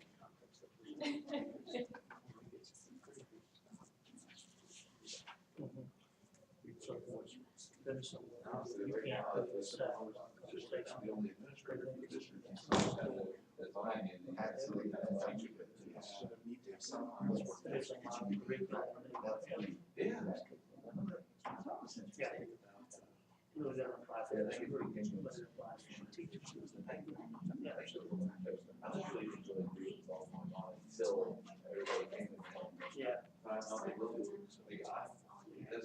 Referring to that model curriculum really is. This group doing the standard really. Because Really guide. Kind of, if we want to add documents, we want that. 2 days, I don't know what's Yeah. happening after that, and she's like, you're in here. Like, she wasn't sure what pictures looked like, and so I think a lot of times You're like 6 miles away. it's still blocks. Can we get a you? Doing good, how are you? Good, how was your drive? Oh, good. How you find yours? So like students for my course tonight, he's just now starting his assignment. So, get Like, are you kidding me? I'm not It's a even guy, home. right? Yeah. Oh, well, then absolutely, that isn't surprising, no offense, just saying. My husband is like the king of procrastinators. I'll just do it the last minute, and I'm going, you're supposed to do it before it's due to get extra credit and go above and beyond, and we cannot be two different ends of the spectrum. Oh my God, not teach my son to be like you. Oh my goodness. And the thing is, it stresses me out, but he's totally fine with it, like, that's his wheelhouse. But then what he puts me through is just, and his rebuttal is, you should know by tomorrow. Like, So we So go when through you're it, finished, you're much kind of closer. like what we're doing. Or you could just go straight to it. Our goal is to look off. But do we have to go here? So we never say one before we reach it. What? Just put it I on always have general to do it. impression, you know, here's, when we come back and do the definition. Yeah, I could go either way, so this is just gonna be a long process. That's how I'm saying, it's just gonna take a long time, and, I mean, on one hand, I think we might be able to come to a general understanding of sequence. Sequence is easier than scope, for me, and saying, okay, if we believe in like, we'll start with the child, and the family, and then there's, I mean, we could do that a lot easier, pretty We'll easily. just make it all this on a really big board, and we can just hold it, Move them, move it they're all where we close want to to. my so here's my view with this. Yeah. This is identified ways causing rules, right? Yep. And like you should get on it, Yeah. this could easily be done here, and this gap could be Yep. more gradient to get to there. Yeah. So if you wanna just do scope, or you wanna do sequence, what'd you say? I think sequence is the Then do easiest. sequence and figure out where it goes later. Because, I mean, you could go child, like the, you know, a lot of curriculum does. If we know that by fifth grade, we want to end up with country, you know, nation. Although sixth grade right now is more of a, But you could do it, and I think that's it's where, gonna go back that way. And then that helps frame what content goes, falls in there, and how That's it's another stuff. thing I have issue with, that, see this is all repeated, right? Yeah. You know, we talk about repeating, we don't, that's not counting. So, and I'm doing the same, but we don't go back and start this to make it more like this. There's no point. I mean, I like all the words that you say, I'm like, you spent 4 years in a row, I'm losing government majority rule by rights, and we see it. No, not this. Right. It was a little Kind of bit. talking about it here, kind of talking about it. And so then here's the foundation of sand or a hydro, what do you want to do? I've got bigger issues now. No. It's about to pull out. They won't let me drink coffee here. Maybe that may be the line, that's my line. That's your line. That's it, I'm out. But that's. So I'll get a line. Place in the standard relationships are expressed. Oh, yeah. Will be So- with principals. So it could be something as, let's see, I wrote down like a bunch of different possibilities. So if you, You know, it could be if we give you, principles and practices, citizenship, public, as friendly as possible, or principles and practices of democratic citizenship, or it could be the I would get you started as a first year teacher. in the United I need to be States. able to read it, and now it's like, Yeah, principles and practices. Citizenship. We could do the whole strand that near that, then I think there's all kinds of stuff we can do. Would y'all be opposed to incorporating citizenship? I mean, but I'm saying when we come back, Incorporate citizenship. Me too, but I think having us strand. if it belongs to a big chunk, it's gonna be more meaningful. If it's integrated throughout, then yes, Both, let's which do is what it both. should be. But I would like, do I want it to be initiated? And then there's some of these things you might even, I was gonna have to go, but I might actually look at it under governance, the other student. You know, so, I mean, there's all kinds of stuff like that, if we look at this as citizenship, whether we look at this whole strand of citizenship. You make a new foot on that line. And then there's government, because it used to be, that's what we would have a lot of citizenship.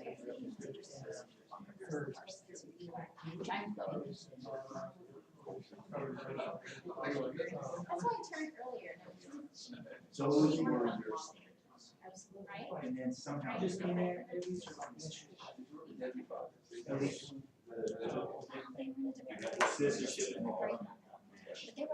you were teaching about citizenship. No, I would put, is this one actually has it all rested? It's just not fleshed out, what, because it says here's citizenship, and part of being a citizen is understanding certain principles. We talk about the citizenship. No, we've never had that conversation. Okay. That's what I was trying to, that's what I was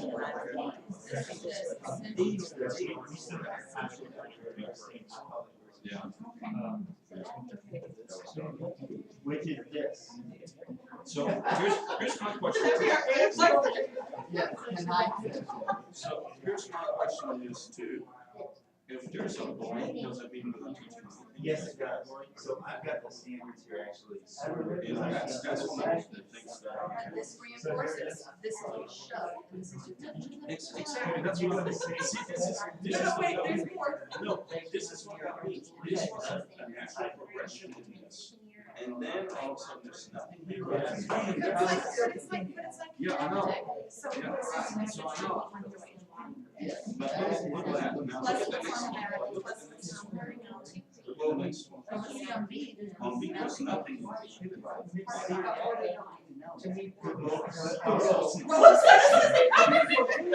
You're our liaison, you're fine. They don't even, obviously they don't even know that. I know, that's it. I mean, what's, this is where, once you know. Here's a couple of those. Better have equal experience. There are no history standards.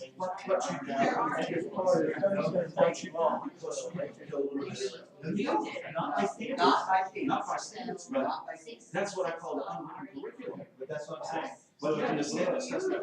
Yeah. Okay. Yeah, this is actually the Desi has this online, it's a spreadsheet, it's all the standards in, Excel spreadsheet. It's got DOK, it's got, big ideas or essential Can you questions. send me that link? When you want to put it on the shared document, I'll have it. Yeah, And that so, would be and then nice. what I did is I toured it for my students to help them do the lesson plan. I said, okay, you should teach social studies and disability. Let's look at all the standards in kindergarten, which of these can fit together into one unit? But I like that you clarified with you being the ceiling for assessment, because I think we're all gonna have issues with it. Yeah. It's ridiculous, and I don't even know if we're supposed to touch that, but I don't know what's not. I don't know We what's have not, to. here's the deal, either we fix it all, or it doesn't exist. I Because read, I'm I just saw gonna- it on ASC, You're sent putting it, Alicia. compare contrast. And ASC sent me an email about the other. Yeah. That's what you did yesterday, you were supposed to do first. Today, you were talking to the or the similarities, you got dressed, and you said, "We're gonna hire first." I mean, come on. If you have to be able to adapt it. That's what it says like. So that's a bunch of ridiculous.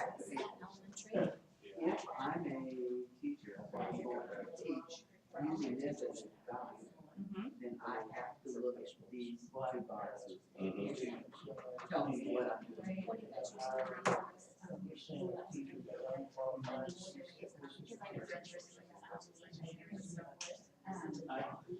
I just didn't know.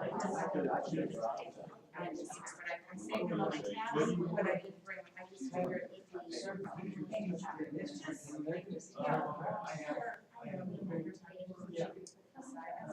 I have it too, I have it somewhere, sometimes in papers, like, it can easily, this can easily that. Yeah. Then you're gonna have to say, you started at 2, that's 2, that's 3. If we could sit there and debate whether that's just not like you said. So, I just say,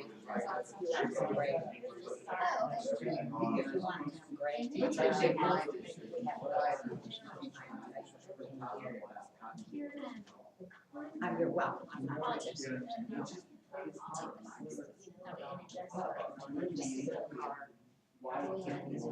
You'll take that.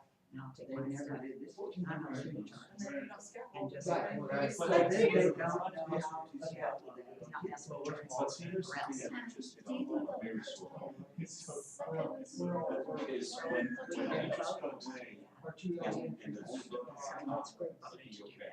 Well, that's, did you raise students on These 2 days, they have to try to when you're just restricted? last time. And they don't look at it. So unless for some reason the money. That's all I'm trying to say. Hopefully you teach your So bus. it could be. Well, I don't know, because the sad truth is, that's on the test. This is, this level is on the test, this is. That's a lower level issue, I mean, I think Even that's. within that, you know, so it has to be. it's almost like we need to Sorry, sorry. So what? I used to create my own. I taught social science and science. Some if the textbook is in that, somebody may. Oh, That's that's real. Here's what I did, I took this first stuff, you had most of that. And I really liked it. I had a quiz, so before I went on to the next lesson, they take the quiz. If I have a bunch of students that didn't do certain things, I'll go, okay, we'll stop here.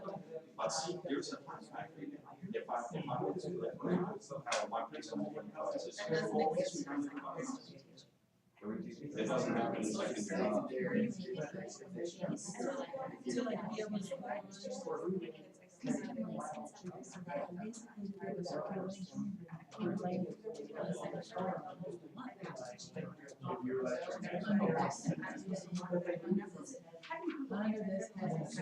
Just that kind of work.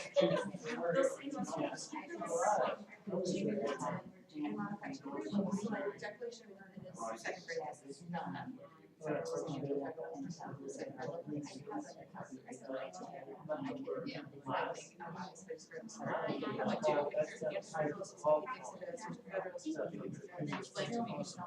And then I started kicking up the questions. No, actually, it's working. So not only should they have one teacher, and they The thing is, with lots of people, you're bad at memorizing. Yes. You know what, they're not when they talk about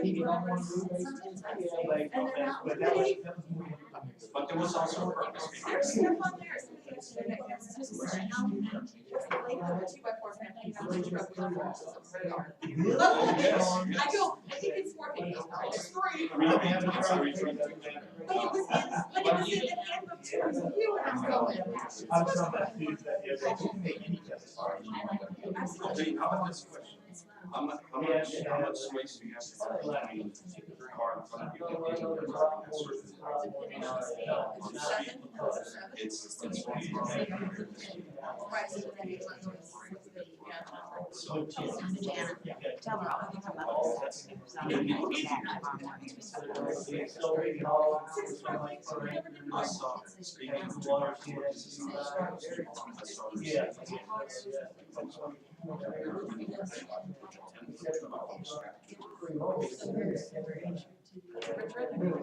At least I showed up. But then you open, you have to. All the way up to the sea. Yes. Exactly. That's what Ford is spending all the money on Mercedes Benz.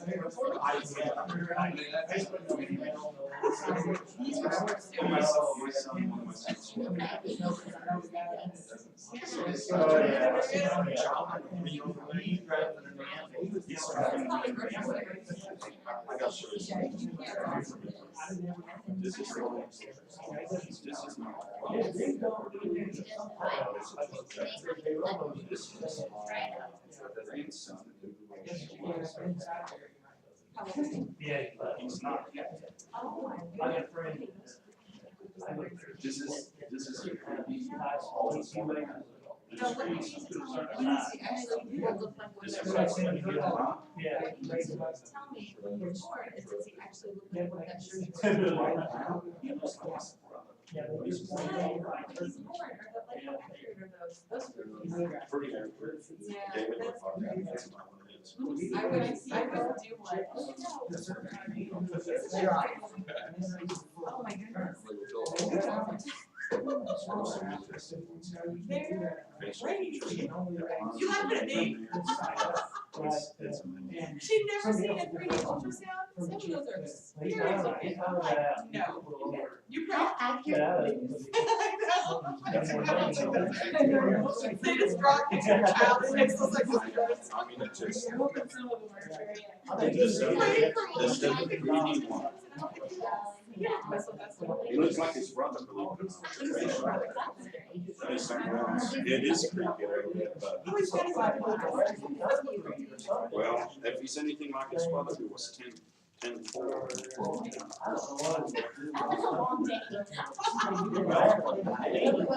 They actually tried to take a shoulder. That was my sister when we were talking. That's My what mom was so mad, she's like, this is not your kid. She was like, I found herself out in Colorado. I was like, I told you I knew what I was doing. David weighed 10'4". Wow. He was only a second child, so he could hit 11. Yeah. But his, Elizabeth is in first grade, and let's see, what she come up to? Oh my gosh. So it's like, yeah. She has a sense of humor, but that's mainly due to her mom and dad, oh my gosh. She understands sarcasm like an adult. That's awesome. So you have to watch how you converse with her. She picks up Alright, things. so, we have 1 through 6, and we've got an hour and 40 minutes, before we have people falling off the edge. So, let's, let's look at, I just wanna make something really clear, and I think all of us understand it, but I want to just say it out loud. By looking at scope and sequence, and thinking cognitive level, and seeing an assessment, by mixing all that together, then we are adding time and energy to this process. Work at home, homework that we come prepared to dig in, and we're adding, we will be very successful if we get a product we can smile at, like May or June, you know? So we're looking at 2 days a month, and maybe that's not enough, but maybe that will be enough. I just want to say that out loud, so we all know that's what we're talking about here. It's not a, one and done, we've got 2 more days in October and we're finished. I didn't think that was the plan anyway, was it? Not for some of us, but, you know, we had 6 days just spaced out, so. You realize that? Oh, I realize that, having gone through it once before in my life, You said you'd never do it again. Just like kids, like having kids, right? And then my only other concern is we do all this work and it's recommendations to the state board. And what will they do? Peter Hirsch and I are just like. I'm willing to vote for 6 because I believe in it. Right. And that's why we're here. And just, you know, the concern is you blood, sweat, and tears, and it goes as a recommendation. Of course, it's thank you for your recommendation. Well, I was Well, it talking to. does. I was just gonna say, in the bill, it actually says the State Board of Education shall adopt and implement academic performance standards beginning in 2016-17 school year. To me, that makes it sound like. But I don't know that it, they have to adopt something. Right. They're not gonna do the work. Well, talking to, I had breakfast yesterday with, the senator from that area. And he and I both agree on the statement that someone had mentioned, well, if we end up if some of our committees can't move forward, then we'll just be left with what we have. And I don't think the tenor of the bill, nor do I think the tenor of the state legislature would be an acceptable outcome. So I think whatever we propose will indeed be either what's adopted or will be the basis of what's adopted. I think that, because the tenor of the state legislature is either you get this done now, or we will make changes that are gonna force you to get this. So I think it's so, Contentious. yes, contentious. Whoever the next commissioner is, who's gonna have their, a busy job. But that, it's so contentious that we have, whatever we put forth is what is probably going to be the basis of what they adopt. The option is not out there, let's have these committees of citizens work on these pieces, and then you not listen to what they say. And that was, I've had 2 conversations with 2 senators over the last week and a half, and both of them have said the same thing. So, what we talked about earlier on was the fact that we just want to put on the table this topic, time, energy, effort. So we just have to know that the process we're about to start will take time. And everybody seemed to understand that. Then, so the second thing is,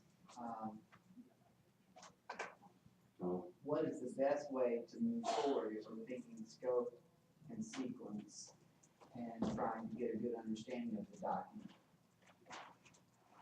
If we look at grade 5 and we say, here's where we want to end, so grade 6 is ready to begin, then what's the best way to understand how that builds? There are a couple of ways we can do it.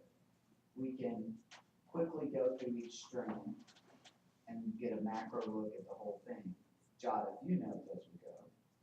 Or we can take it all apart and move it to where we can understand it and see how things fit together. Or we can go the process we're going right now and slowly go through it the first time.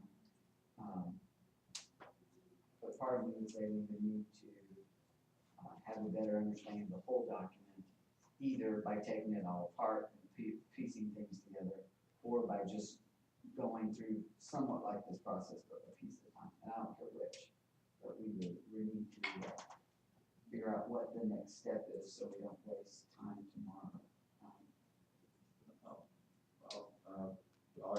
It was a break. I was kind of picking Kathy's brain, and I posed a very difficult question to her after that. So I just said if she had a blank slate, we weren't looking at this and where she would kind of start. And part I asked Kathy just because I know she's been deep in this for a while. It sounds like, really doing this on the district level even. Because for me, honestly, when I look at this, I can start looking at stream 1, but I don't understand, and I feel like this is kind of what Tony was saying, so Tony, if I'm missing it, please tell me. Okay. But I felt like what he was saying was I want to be able to walk into a classroom and I'm not real sure exactly what a second grade teacher is supposed to be teaching in social studies. By looking at this, can I really tell? Because there's principles of the Republic.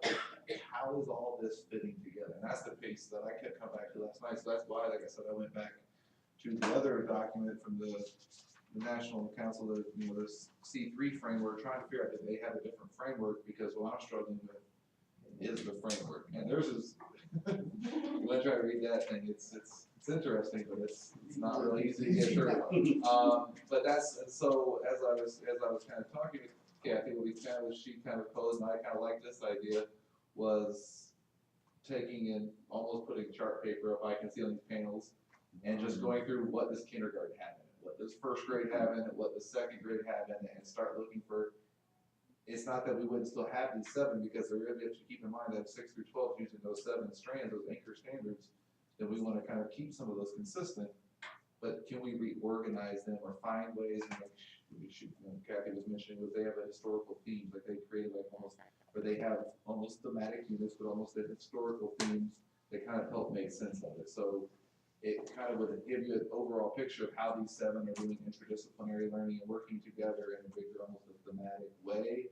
I don't want to go into units because then it does sound like we're doing curriculum and not standards, but just kind of how we're organizing it so that it makes sense. Because I would say, honestly, just looking at it, I'm struggling with how it all makes sense from a big perspective. And some of that may be because I wasn't knee deep in creating it. Like people, as they were creating, I'm sure that they knew it in and out, because when you're creating it, it's easy to see it. But I'm struggling with that piece. So I'd like to make sense of that. If you're looking for, like, what are all the social studies standards in kindergarten? There's a document on the DESE website that is this document in multiple forms, and one of them is an Excel sheet. And in the Excel sheet, you can sort it that way and end up with, these are all the social studies content standards, and you can get a snapshot then of everything that is being taught. It's supposed to be taught in kindergarten. And you'll see that history is not in there, by the way. And so things like that. For me, if we're willing to take on the task of scope and sequence, the easier part for me is sequence.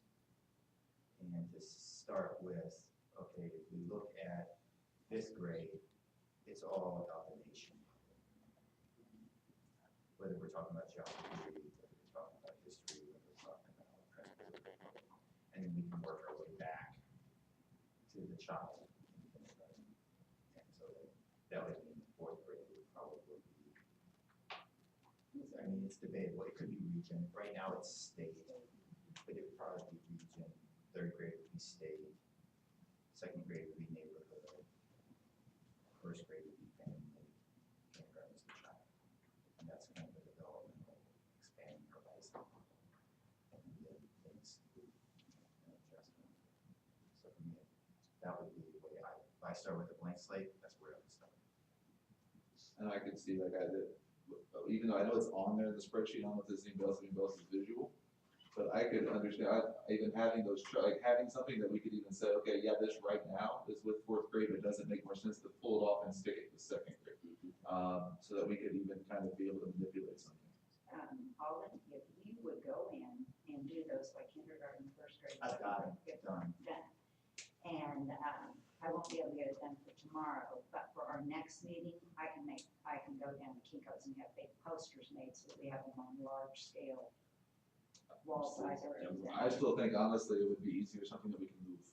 So you wanna have them like stickers I think it'd be nice to have, whether it's Post-its or whether it's just on strips of paper. You might have to stick it on a Post-it so that you can move. Does that make sense? Just something that we could move. I mean, I don't know if that's, so because it So we should need go. really a wall that's ours forever. Or even if it's, like I said, it's just chart paper with Post-it notes. We could do, we use the table. Yeah, use the tables. Right. Put it around, yeah. So, Well, anyway, if you need me to do like big scale, small scale, I can get that done. Not tonight, but I can do it before we meet again. So think about what might be helpful. okay, thank you. Ralph, what was your thinking? I think that makes a lot of sense. But I still think if we had big posters, like we were talking about, we can look at that and we can still create that other chart too by having all of it on a big poster where everybody can see it at the same time. That's me talking as an elementary teacher. If we have the big posters up, we can look at it, and if we find one that we don't like, then write a Post-it note and stick it where we want it and just reference it back to where it came from or where it should be, and lay it out that way. But if we can't have it by tomorrow, you know, I think even if we spent some time just to write them down by tomorrow, we'd probably be able to split this. If you broke up and each of us took it, wrote it on something tomorrow, Yeah. we could probably start tomorrow so that we could even, so we're not, if we're gonna do working. Now, did you say that was on the DESE website where the spreadsheet is? I could print that out at home. Can you, put on the Google Doc? Is it an Excel spreadsheet that you could just upload to Google Doc? I can, yeah, but we don't have like a folder, do we? we just have a document. Or did you create a Google folder? I can. Because if you do that, then I can, while we're sitting here, I can slide it up onto there. If you send me the invite. I don't know. Tanya, do you have a That's pleasure, either Tanya, direction we go? Can we email those to you? Are we just gonna do it, we're gonna write them out from what you're, from the docs, is that what you're saying? And my thought is that if it was in Google Docs and we all see, everybody's got something they can probably get to Google Drive with, it looks like, if they had to, or, you know, or at least one person, if we were in groups of two, taking turns writing these down, if everybody can just access them that way, then like I'm thinking tomorrow, one person's got it, the other person's writing and just, we're dictating, taking, or we're both writing down. I mean, Something. I know the sunshine law issues, right? I don't think this is problematic. The easiest thing for me to do is just to email it to everyone. Yeah, Either way, it's doesn't just matter. information. Yes, it's, Yeah. it's, It's all It's discussion. not topics. I think just email. I'm not gonna send you a That's all it is. letter saying thank you or anything. Public information already. In terms of writing though, would it be possible to get loose sticks? And You get just, one? if I cut this Loose apart, sticks. whether it's You can just that stick sheet, it on this. stick it on there, and then I can, I mean, that's a lot of writing. I mean, No, we don't We're want to gonna write, write down we just some want these lot. copied single-sided, or we can use two of them, and we'll just take them on and post it notes. Mhm. That's the easiest thing to do. I'll even do it, I don't care. Yes, first Tape, session, not this, what are we Tape talking? might be quicker. you're right. You're okay with I that? have That's tape. it. We're getting down and dirty. But we would need, is it possible to get more copies? The other one doesn't include history, so this is is this the word one? I think this is the only one that includes all strands. Is that the elementary one? No? So we need more copies of this. I think I have one. The Excel sheet that I'll email you has everything in it. It has history too? I thought you It said has everything. Okay. No, they just. Not only said- that, it's got your standards in kindergarten. Oh, I see. It's even, yeah, Okay. so it's also got, Okay, hold on one second. DOK in it, it's got big ideas in it. All of that from the existing standards is in that document. Yes. All we're talking about is cutting it apart. Yeah. Like a big puzzle, absolutely. Yeah. Okay, I know you don't want me to, but I shared a board with you. Just saying. Rest of you are gonna get it too. And if we decide to not physically, human body be here, we can do the Google Hangout on air to where we're all on and we see each other's faces and we do everything. And I think those can be recorded and then just uploaded to YouTube. I think, I don't know. You gotta find somebody more tech savvy than me. There's a good chance, there's a good chance I would be trying to come here today, because I'll be honest, if I'm in my office, I'm not gonna get awful undone on this. And at home, I've got 4 kids. No, I totally understand. I'm just throwing it out as an option. I think you. Whereas I have one and I will lock myself. Right. in and I'll be okay. I do. We'll be here. It's the same way for me, I mean, I got the emails I'm getting today if I was there. Right. If you need something, you can call me. Yeah. So tomorrow, Tony, do you care which direction we go? Is it okay if we? My life was. So you see the Aaron, how about you? I think that's exactly what I was thinking. Can I ask you, if you're a second grade teacher, right, I feel like for whatever reason, we keep throwing around second grade. Well, it's right in the middle of what we're looking at. Right, and so I'm curious, like, if I were to say, do you feel like you know as a second grade teacher what you teach in social studies? Does it feel like it's consistent after teaching it for 5 years? You said 5 years, right, when that one you said? Yeah, just because I did it all myself. You know, our school district has no curriculum. I mean, this is what they give you, they say, you need to teach these things right here. And So you feel like it's it's up to like, you how you do it. So, okay, yeah. I mean, I teach the same thing. so when you go through and you constructed it, you have to make it into something that made sense, you had to make it something that made sense to you, so you had to. This has no, And what was, doesn't work to look at. I mean, you have to go through each one of these and actually write in a document, this is what second grade has on this document. I would look through this more than once just to find that information out, and then I'm not gonna go back to it again. right, I have done question, I was reminded a while ago, earlier by someone that, there's a model curriculum, Mhm. social studies for all these grades. And would it be appropriate to look at that? Because we don't want to write curriculum, I understand that, but it's probably written where some of the documents or resources and activities in that curriculum are probably, meant to be age appropriate. So there might be something that we could take from the curriculum. I mean, backwards design a little bit there, forward, that might be forward, I don't know what that is, but it might help a little bit if we just took a look at it, because there's actual more detail in it. I don't know. I'm gonna look at it a little bit, just to kind of help me orientate myself a little bit. So as part of that process, and what happened in the model curriculum is we were tasked to look at the curriculum standards and basically suggest ways where you could take multiple curriculum standards and teach them in one unit or something like that. So, and to try to use the DOK that is already listed. So I don't think what you're gonna see there is anything other than people struggling with the idea of how to teach this in an engaging way.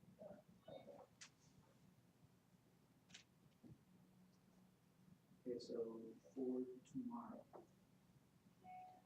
if we need sticky notes, and I don't know, I've got one package, and I can bring something on this, I've got a bunch of them, so I'll bring sticky notes. Okay. I'll do the sticky notes. okay, And I'll make the copies of depth of knowledge and Bloom's. Is there anyone who I'm just gonna do this on my own copy because Malia's been cut off on making copies because too many were being asked for, so. Some people are having her copy really big documents and that kind of thing, and so just financially. Is there anybody who really needs more than just kind of the basic? if you Depth of just do the knowledge. basic, I can copy from the school copier. a I can do couple of this, I can do documents. this whole thing, I'm just asking. No, I don't think you need the whole thing. No, I was Just thinking the just the one page. Just There's the- the one snapshot of the okay and the one basic. Yeah, snapshot. just the of basic. You can even go You front do back. That's what I'm back. asking. Yes. That's it. It's not a big deal, I don't mind doing copies, I just wanted to know, I don't wanna copy this whole thing if we're only gonna use one. And, And post-it notes we need, what so else? the post-it Did we notes, decide on glue sticks or tape? I think tape's better. Tape. we have And tape. you I scissors? whether tape was the tape. I have like little primary scissors in my car for another project, but I probably have a pair for each of us if you don't mind little. They're like little primary. Okay, so we're done. As long as somebody has their hands up, they're They're scissors. They're good ones. So if you want adult scissors, bring your own. Bring your, Right. I may make a Walmart. Pocket knife, okay. Yeah, that'd be fine, whatever. they're well used. So we have tape, we have Post-its, and we can use these, Those are sticky. yes, we can use those to time out. Do we have chart markers? I'll bring more. We've got some in our boxes, but not a whole lot, so I can bring some more. So you all should receive that Excel sheet where I've sorted the standards into grade levels, all the social studies standards Mine says into grade levels. I'm. that's mine. Here, hold on. So you can see, then if you look at kindergarten, you see all the standards for social studies that are supposed to be taught at kindergarten, what the concepts are, all that sort of thing. And that's the. I'm gonna stick it on, right? She's still putting Google Docs for us. I emailed it to everyone. Oh, okay. I got it. Okay, what clarifying questions do we have as far as tomorrow goes? Does anybody need? I'd like to make a recommendation. Okay. Vote me down if it doesn't make sense. Because I think the sequencing is probably a place to start. Instead of making a recommendation, I'd like to hear how people feel about the sequencing. Whether we want to say, like I suggested, suggested, or if someone has an alternative perspective, that at different grade levels, we should be focusing the standard on a different sequence in the, or a different level by grade level. So as I said, fifth, right now, the way it's written, sixth grade is really tends to be world. Fifth grade tends to be nation, tends to be. And you can step it on down, which is a standard curriculum. Expanding horizon, starting as a child and working out. Most people think that's the most developmentally appropriate way to do it. How do people feel about that? I think I'd like to get a sense of what the standards actually are before I start looking at how to organize them. I think that's where I'm having, I think what you're saying, it makes sense. But I think I just want to see what all the standards even kind of look like laid out before I start looking at some different formats for how we're going to structure them, because it may kind of already be in that. So I think that's kind of part of the mix. Once we kind of get an idea of what is already incorporated in each of those grade levels, then start to look at, does this make sense according to developmentally appropriate? Do we need to move this? So I think those would be the framework that we then look at as we start to make that decision on where we want to put things. That's just my initial thought on what anybody else thinks.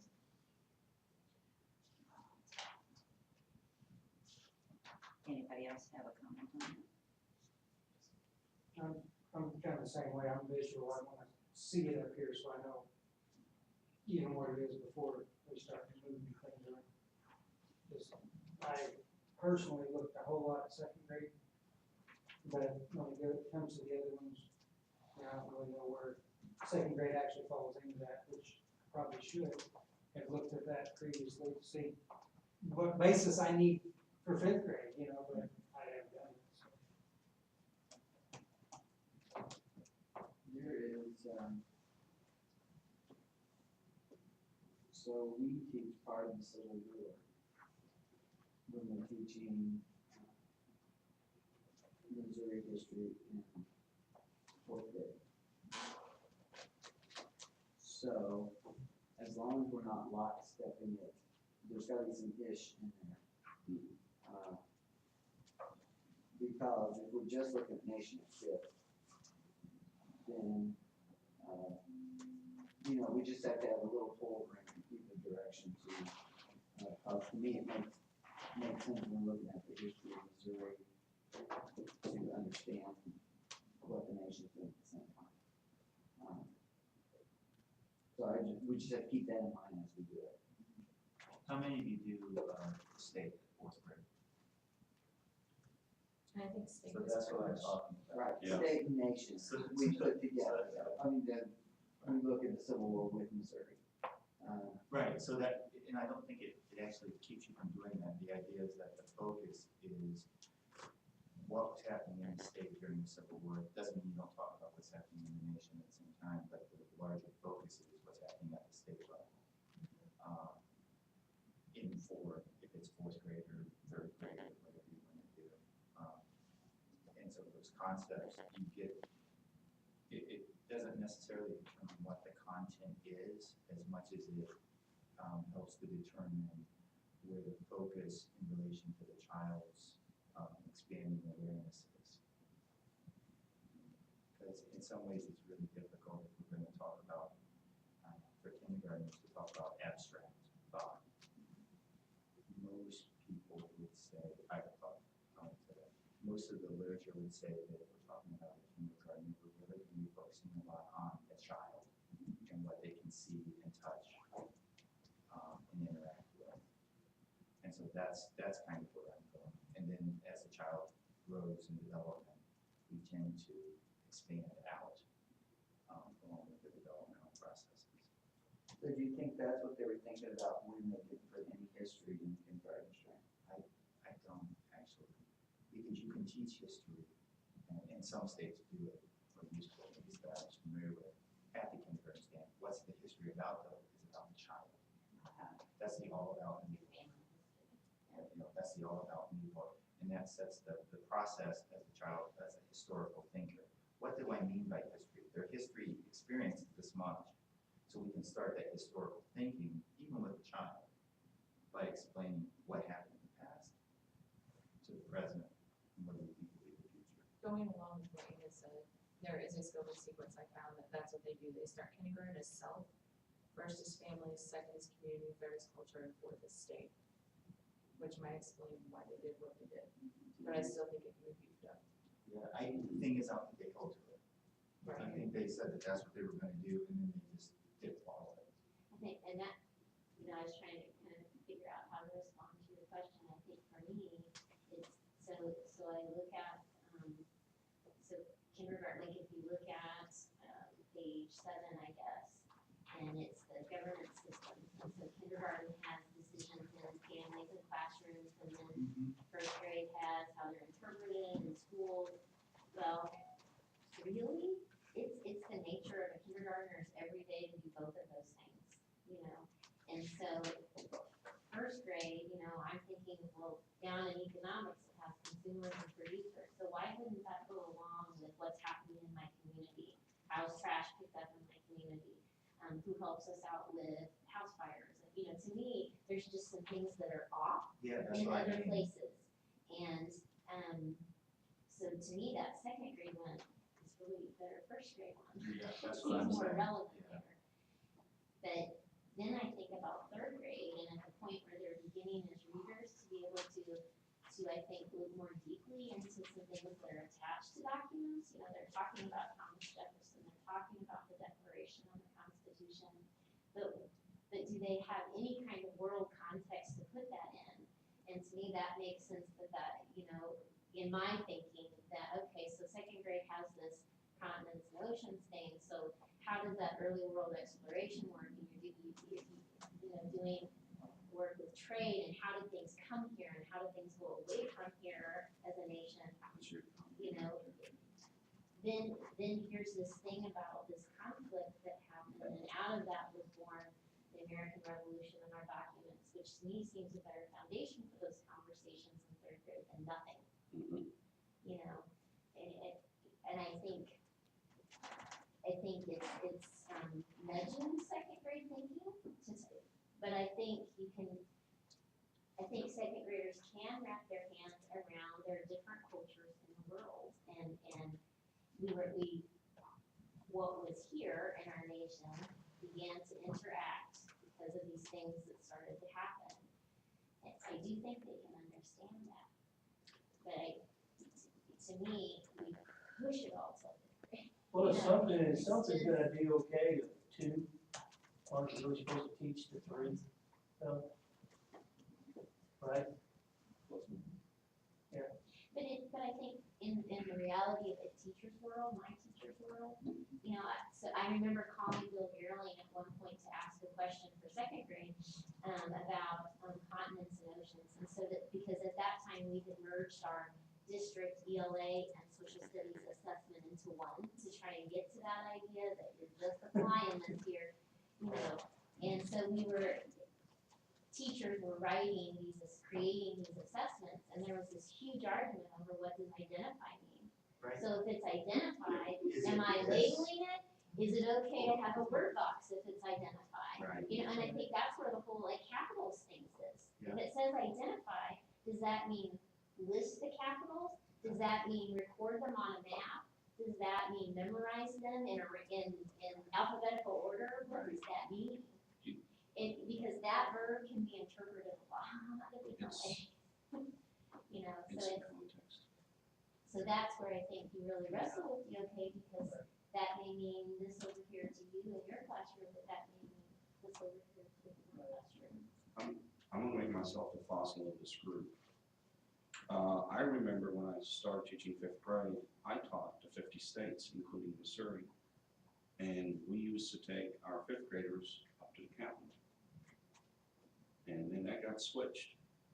And the 50 states and Missouri history got pushed into 4th grade. American history went from 6th grade to 5th grade. And then you had world history in 6th grade. So in a way, I think that's when all of this got completely shuffled. But I remember the teaching of the 5th grade, the 50 states, the different regions and what each region supplied. We did economics, the whole shebang was out in 5th grade. And then that all got shut down in 4th grade. And 3rd grade was left alone. Nothing was done from 3rd grade on down. So, but a lot of the stuff we're talking about, I agree with you, we can move stuff down and get some basics so they don't get shocked when they go in 5th grade and go, where'd all this stuff come from? But I don't know, I think, you know, 'cause I think, how will teachers hear and feel whatever we do, and will it feel like there's more being shut down? For me, the part that seems to need to be rearranged is not the thinking part, it's the information part. And we have so much more access to information. And so whereas before, as a 3rd grade teacher, I may not have been able to easily take a virtual field trip into the colonial period where that becomes a visual experience as well as a text experience. That is really easily done now. And so I don't know that it's pushing more thinking down as looking at You're building a rich foundation. information. No, what you're doing by doing that is you're building that foundation. And the more we can build that foundation, the more it makes sense as the kids move up.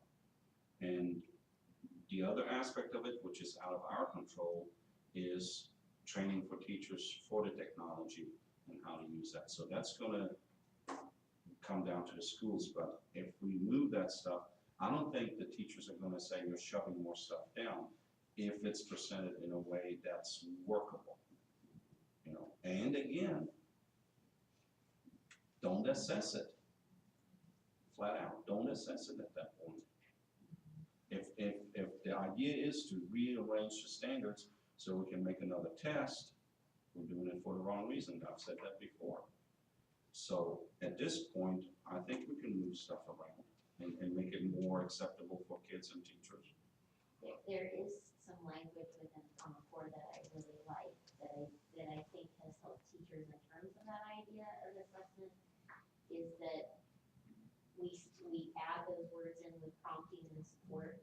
So it's not that I'm not gonna expect these kindergartners and 2nd graders to do good thinking, but here I know it's with prompting and support.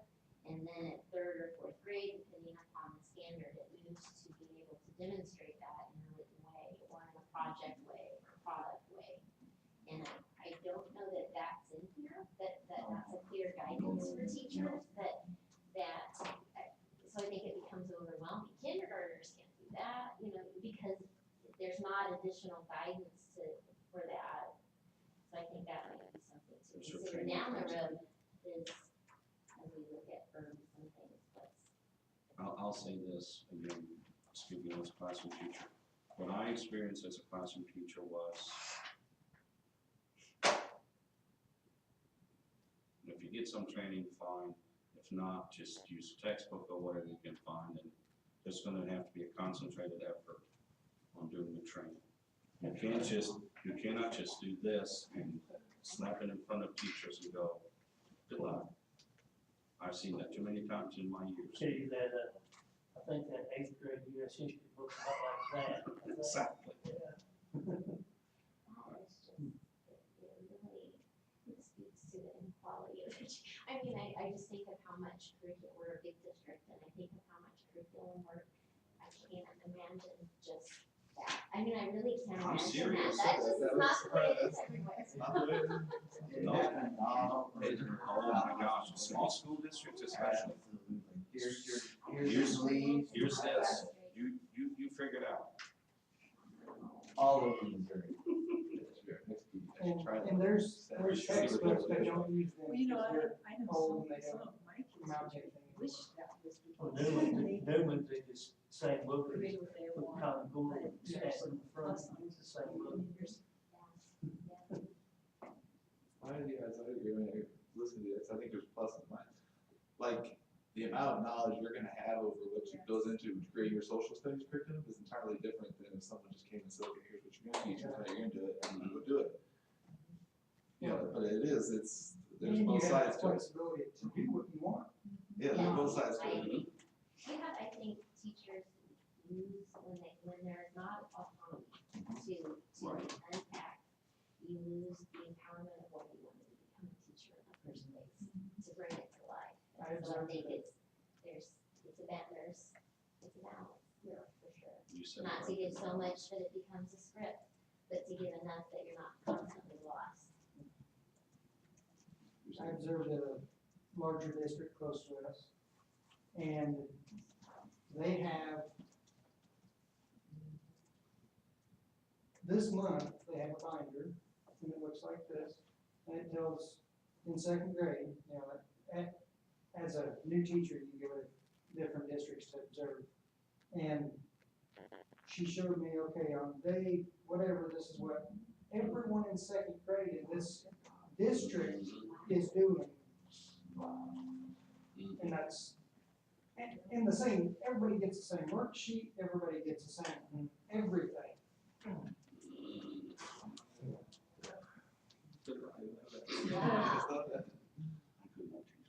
So you have the extreme of that, or you have the extreme of here. Or you have people who don't get anything. So tomorrow, we will start at 8 with our cutting and pasting.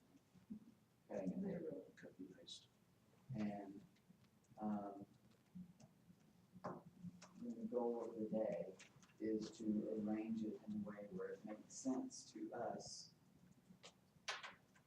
so we can see the whole, how K-5 builds up to fifth grade. Can I ask a question? Yes. If there's questions along the way of what an actual thing is, will we discuss those, or will we come back and, if somebody has a question of, well, why are we teaching this? Will that be able to be discussed then, or how will we roll with that? I'm open either way. My first reaction is we stick it where it is, and then when we analyze it, we can then decide, or whoever's sticking it up there could put their own sticky note on it, you know, I've got a question about this one. You might just come up with a set of symbols, like, you know, there could be a question mark, and after they're all done, set up the way we want them. Everybody could go around and, you know, if you have a question, you put a question mark by it because you don't understand why that's there. If you don't like it, you could put an X by it, thinks it needs to go. If you need something inclusive, you could put a star or an asterisk that we need to include something here. So that we had some kind, and that might give us a place to work from once we have all that up. I mean, I don't know, that's just a thought that you can consider. What will be the decision rule on moving things? That's a good question. So if you don't agree. When you're looking the other way. Personal reference? I'll into the rescue. If I were all you, I would drink it tomorrow. Because you'll come back and everything will be changed. Who was the last one in the room? Like, oh, my stomach hurts and runs. I think that would be an important point of discussion. Right. How do we determine what gets moved? You know, what's the decision rule? We could come back to a similar process to the one that we've done too, is whoever made the mark up there indicating it should be moved or should be left out, if there's a question by it, comes back to that person, and that person explains their thinking, and then we discuss and Right, determine. so we go back to our original protocol. Would it be helpful to have, you know, there's all of the bolded terms, there's a glossary for that is the definition. Is that something that we need to? Is it just there on the website? It's on the website. It's on the website. I can probably So, write it on my just list. like, even one copy, might be, that one hard copy might be helpful to have in the room when we work. That would be nice. Plus, I know that on the website, it's not there. I just, the way my mind works, like if there's, we're doing K through 5, right? 2, 3, 4. So there's 6 groups. 2 of us take on one grade level, however you want to do it, 2 of us together, what we think and how it should be. And then come back to everybody, like once we're all done, explain our thinking, and then take input and do that and tackle one at a time. Because if we start in with post-it notes and arrows and questions and, yeah, my head can't wrap around that. But if we get together and we decide, okay, this is how we like it, now we want your input, suggestions, comments, and then we move stuff up. I think the hard part's gonna be, how do I determine what goes in second grade without first looking at third, fourth, and fifth and figuring out, I think we have to look, I think for me, I'd almost have to look at the whole thing and then kind of figure out, who's gonna play, here's the way I can see it, is groups, like you said, K through 5, and then having them up, kind of doing a gallery walk, looking at what's in some of those things and determining and clarifying some of those pieces, and then starting to maybe come up with ideas for how to that. I guess if I'm only looking at one grade level, I'm not sure what needs to come out and where it could potentially go without knowing what's in the other grade levels around it also. I understand that too, I just think with so much, we might get bogged down so fast. So like tomorrow, if we start with concept 1A, we're gonna pull all those apart and all be on studio, and then we're gonna decide where they go. Or we're gonna pull all of concept 1 with A and B and C. And then concept, you know what I mean, like, I don't know how we're gonna be able to effectively communicate to each other our intents behind everything without going through it all. I thought we were gonna take them and actually put them where they just already were at the moment, right? Right. Like, We can do that's that. where we're gonna do it, and then go back and. Well, we could progress grade level by grade level, we could go backward and start at 5th. This is where we want our kids to be, and then move backward. Another thing I think it's important we address, and just by what I've looked at online, and thinking scope and sequence, what do we want from the kindergartner? Do we want them to know self and family, self and school, self and family and growth in school? Because there's a lot out there that does it every way under the rainbows. First grade, community and family kind of seems to be what's out there. Third, local, state, world, community patterns. Or, you know, I mean, if we don't have that as our driving force, I guess that's how I'm kind of like, Right, and I that's feel why micromanaging and I'm like, I don't know what direction I I'm think once we going. get them up, then you start to look, we get them, I think the first part should be actually just doing the work. Get them where they are now, K 1, 2, 3, 4, 5, and then we have a conversation, okay, how do we wanna start looking at organizing them, is it by self, is it by those things? I think the first thing we gotta do is just start doing the work of getting them separated out into where they currently are right now, in a way that, like, by grade level, and then we can start to say, okay, how, and then that's where that question comes in. Because I think they had good intentions, but I don't think they followed it all the way through everything. Right. And I think we can't lose sight of that. So under grade K, I wanted to say grade K self, or grade K whatever, like that has to be our driving force. Because that's our goal and target So overall. we're actually That's me too. categorizing. We're gonna have to, because that's what essentially you're teaching to. And those are the kind of units that would make more sense. Absolutely, and it'll flow better, because it's small, the big, And it and, goes in. oh, I can Very connect this. Right. Very simple. So just be thinking about what you guys wanna label those as and the different things out there. I think we're pretty much on the same page as 4th grade is state. And then kindergarten is probably self of some sort. It's gonna be the in-between that I don't know where we're going. I'm not sure 4th grade should be state. What grade I think should that's what stay? it is now. But what, that's That's what what it it is is now. now. That's what I meant to say. That's what we're kind of all doing now is 4th state. It's kind of like the role of our state. It's kind of like the role of our state and our nation's history. Right. Let's. Right. So, yeah, I think that's what it is now. 5th grade is more national, and 6th grade Right. is rural. Right? But it's uneven. They weren't consistent. Or maybe it got jumbled over time. They did start off consistent and then got jumbled over time. But that's why I was asking about decision rules. So for me, Right. I'm thinking the same way you were, was that 5th grade, when there's gonna has to be, right, now what's the next level down? And how do Then we the next front level, load and the the world? next level, and the next level, and the next level. How do we front load the world? Mhm. Right, so part of it is front loading, so how are some of these pieces front loaded before we get to the mainstream? A lot, and I think, because you're not there, even if a kindergartner, for example, is learning self, they're never still just themselves, they're still themselves in the context of these other pieces too, so.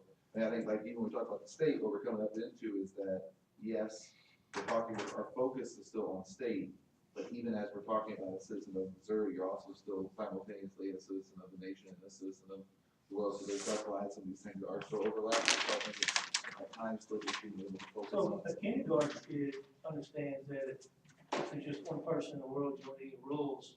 If you're on an island by yourself, but as soon as the second person comes on the island, there has to be rules. And Which fits right, and that's what fits what's kind of there, and that's what the rules of self, because I mean, one of the other things I keep thinking about for kindergartners, they're learning school, so I'm thinking self, but even school. I could But see. it's self within school. Right, and that's Right, why I'm or just saying, well, self-within that's where it gets into like the rules of school and the rules of how those pieces start to put together some of those pieces.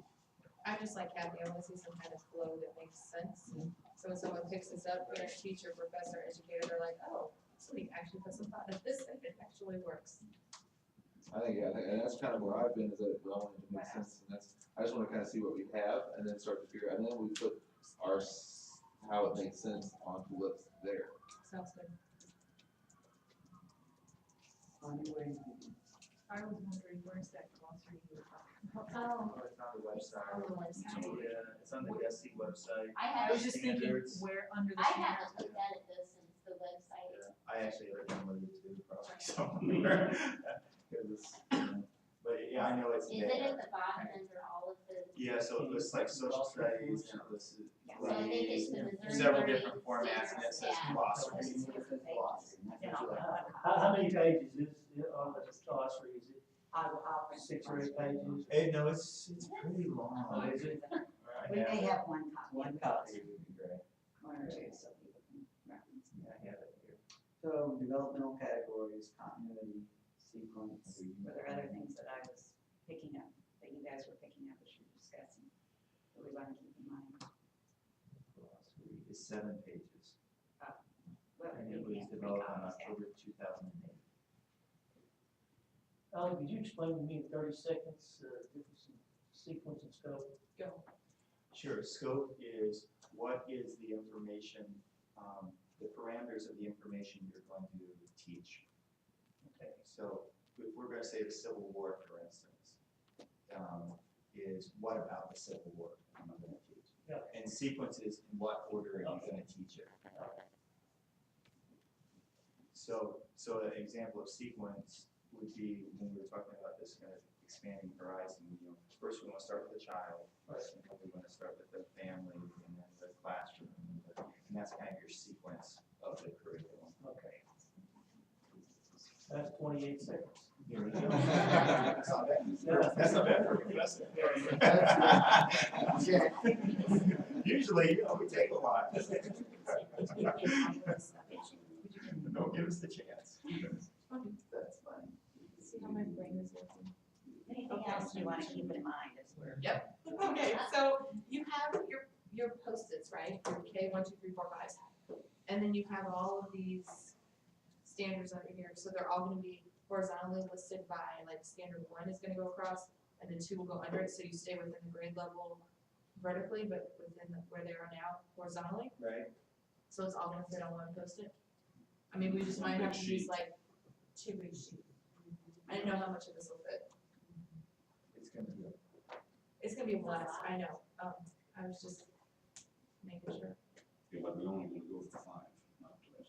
then it might not be that bad, maybe it's the 6, 7, 8. The that's 6, really 7, 8 bogging is- me down right now. Yeah, 6, 7, 8 is a lot. As you get towards the back. you know, I'm glad you 6, leave 7, 3, 8, so it's some- hit 4.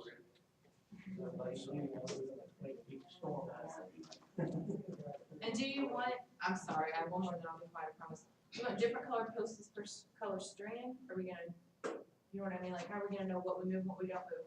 But that's just the way my brain works, because we're gonna get it all moved and then go, oh, where did I get that, where did I find this, and how does this go, and I think I Sorry. probably have enough Post-its, maybe in colors that we can have one per strand. I'll have to check and see what I got. if I you know I have don't, little bitty ones. 7 straight. I got, there's Is 7 there strands. staples in here?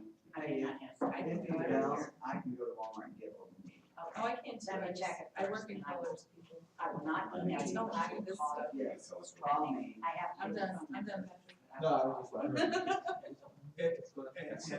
Just because we're getting ready to leave, I'm gonna throw this out there. We still haven't settled anything about this, which is even more macro. So they're still sitting up there. I'm sure what you mean. I don't know. Minute 7. this maybe? So about number principles of the Republic, it says principles expressed in the document shaping constitutional democracy in the United States. And we've never tackled what the content is in there. In the sense of, is that what the content should be? Because I look at that and there's, you know, one of the things that could possibly be done is say, well, really that should be focused on citizenship. And make that the citizenship standard. Right, this morning, when I asked, do we want to wordsmith those 7 first, or dive into the expectations, that was my question, I probably didn't say it very well. So are you thinking that we need to?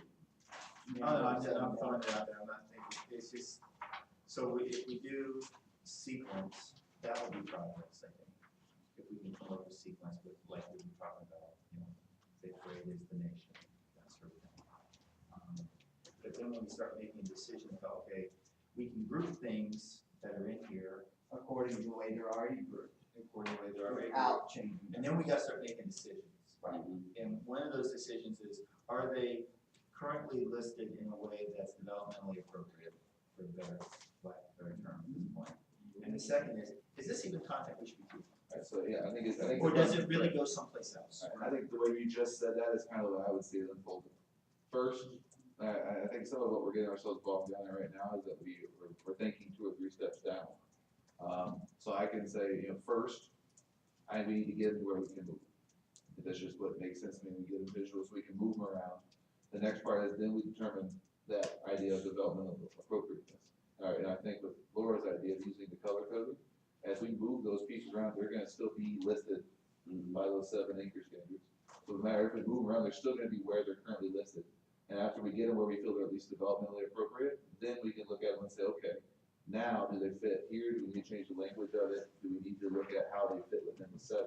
Because even then after that, the final piece is gonna be, okay, so when we now rewrite this into a document, how is that gonna look so that everything we're now looking at, how does that make sense to someone who's never seen it, who hasn't been in this room having those discussions? Because are we just recreating something that's just as confusing for someone else to look at as I felt this was for you to look at? So I could see all of those pieces coming in. I just think it makes, you know, so once we get it done, then we put them to go. I think development, to me, developmental appropriateness would come before determine whether they fit into the 7. And so that becomes the steps in our conversations of how we actually lay this out. And by the end, So after this, then we're gonna go, is that what you're saying? And go back and look at these? After Just trying- the step between developmentally appropriate and what should we teach, is there a step in there where we do the 7? That we look at each of That's those what, 7? that's what I was saying, I thought you were putting that in, but maybe not. Well, I mean, I think we can't, I think that would be after we determine the if we're also determine other things that are missing, other things we wanna add underneath, and then we can kind of look at those pieces, would be the way that makes sense. Now, I mean, that's the kind of way I would visualize it, but so I would say somewhere after we've got them kind of aligned, and we put what we think is developmentally appropriate, then I think we can come back and start to look at how some of these other pieces are fitting. Just as a, and I'm sure many of you already know this, but under this goal, when we're looking at standards, we talked a lot of things about citizenship. But if you look at goal 4, number 2, understand and apply the rights and responsibilities of citizens in Missouri and the United States. And that is one of those that's supposed to be integrated throughout all the subject areas. And then analyze duties and responsibilities of individuals and societies is also listed there, and there's another that really relate back into social studies. So we might want to reference those somehow, so that people don't just forget that we've got these over here that really tie into that as well. And we may still want to add more citizenship on the other side. It's just a point. I think we want to do both. yeah, Yeah. I think that's what Have it we both agreed on. ways. Yeah. So can I ask, like, for the teachers, do you actually really ever look at this? Or do you look at this when you're, I mean, I'm trying to get an So understanding. this is I know, bigger picture, this is broken down, and then the curriculum we get from our district is even broken down farther than that. So it kind of like all intertwines. that make sense? So like this drives this, and then what we do, that's why I keep saying like local level's so different, because the way you write curriculum and the way I do it, then if I write my curriculum-based test for the district, mine look different than, you know. But ideally, it all comes back to. Ideally, it should all boil down to this right here. You know, I mean, what I Ideally. teach teachers to do with curriculum is, I don't ever have them reference this side at all. Which one is that? Which the goals? The six, Oh, just, one, oh, the six. that, yeah. Once we got the GLE document, I don't ever have them reference this side. I have them reference this side. Yeah, it's not a district, because I would say my teachers, for the most part, have never looked at either. Yep. I was Because just gonna we have a say, district curriculum, so the district curriculum is written by a curriculum committee. That's representative of administrators and teachers on it, and we have a curriculum review cycle, so every few years we relook at it. And then they tie it back to, they make sure that these things are hit and taught in that curriculum, but like we talked about, it is kind of the floor, so you would have, they actually used to even have a name for it, they used to call it the Rockwood Advantage. And it would be, the state says this much, but then Rockwood is going to do up that level. That was the curriculum committee, so I guess it probably depends, but, so I'm like, I would be interested to see what Aaron would answer, because he just said all he got was the belief for that, so I'm curious as to how he would answer the question, to be honest with you. I don't know how many times I've been. Did you just look at the glees, or did you Just look at the this? Glees. And just. Honestly, I've never seen this before. I stepped in the room last time we were here. I had never seen this. and that's what I was gonna say, your question too, I've the seen goals the thing, I think more people don't look at or see. Honestly, like if you quizzed your teachers and said, are those things you discussed integrated throughout, they'd be like, no, why would we do that? Because it's on here, oh, it's not meaningful, it's not in When here. I'm teaching teachers to write assessments based on standards, then I'm having them go back to here, because 1.10 says apply it to multiple contexts. Well, you can't ask a one question to say you've done that as a 1.10 unless you asked it in multiple different ways, or you've taught it in several different ways. So these drive the curriculum side of me. Now, if that's played out functionally in the classroom, so the assessments we write are built off of this. The goal side. Yes, that's what I've tried to teach teachers all over Southwest Missouri to do. The process. Right. Down in Charleston, what we do, we kind of do something in the middle of all that, and that is our teachers do pacing guides based off the GLEs or the CLEs, and that's what grade school do. And we do it by quarter, we do quarter pacing guides, and they do a year at a glance thing, with all the CLEs and GLEs only divided up into 4 quarters. And they're supposed to track if they teach them, and the kids are proficient on each one and all that, but it's an honor system, we're never really be able to tell whether there's any fidelity to it or not. So do you have ELOs? See, we came up with ELOs, essential learner outcomes. That's the same thing as It's you're doing. it's like, to be honest, in my school, if we could have burned these, we would have had a bonfire. Because that's what when we wrote curriculum, we had to do front side, back side, GLEs and all that good stuff. And then, of course, all this other stuff came in, and now I think the district is using BYOC, Build Your Own Curriculum. So, I think part of the achievement gap is that if you're, like a big thing right now are the ICANN targets. But if you're only looking at this document to write your targets, but you're being assessed on whether they can do this with Right. the targets, you're not really teaching to what the assessment is asking. You lose the context. Yeah. So it's a lot to manage. It is, and then when you ask teachers who have kids who are on the spectrum from cognitively struggling to function to they can think better than a teacher can, that is, you're trying to mix all that in the same classroom and you expect them to find how they teach social studies. It's hard, I agree. that's why they get shoved in the box. You're supposed to put them in a box, but teach outside the box. Right. You can't let them fall through. Yeah. This is our job, so it's easy. Turn the science. So tonight, going to review Office of Civil Rights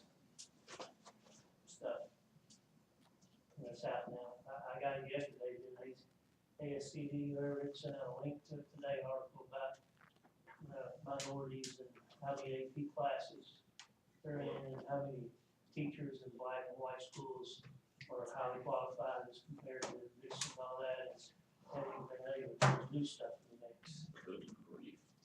There was an art, I can't remember whether it was an online, I can't remember whether it was USA Today or whatever, but there was some big news story this week about that our countries, our state's curriculums do not focus on founding documents as much as other countries in the world.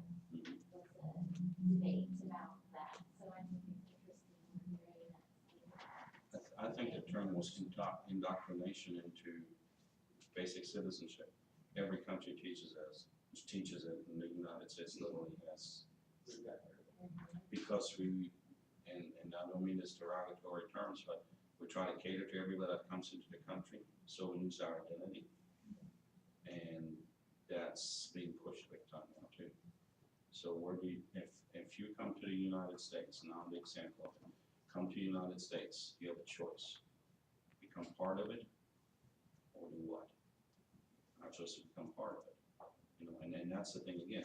But if we don't teach our own kids the basics of what this country is about, hopefully this will do it for our state students. Well, next time we're all up here, we should go watch the movie, Big Lie, the law school, is where we watch that movie.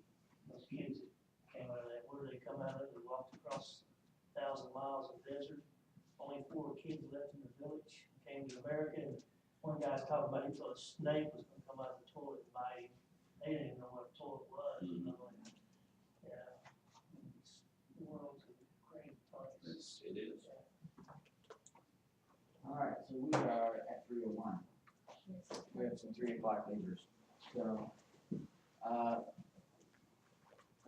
you're gonna, does anybody else, what else do we need to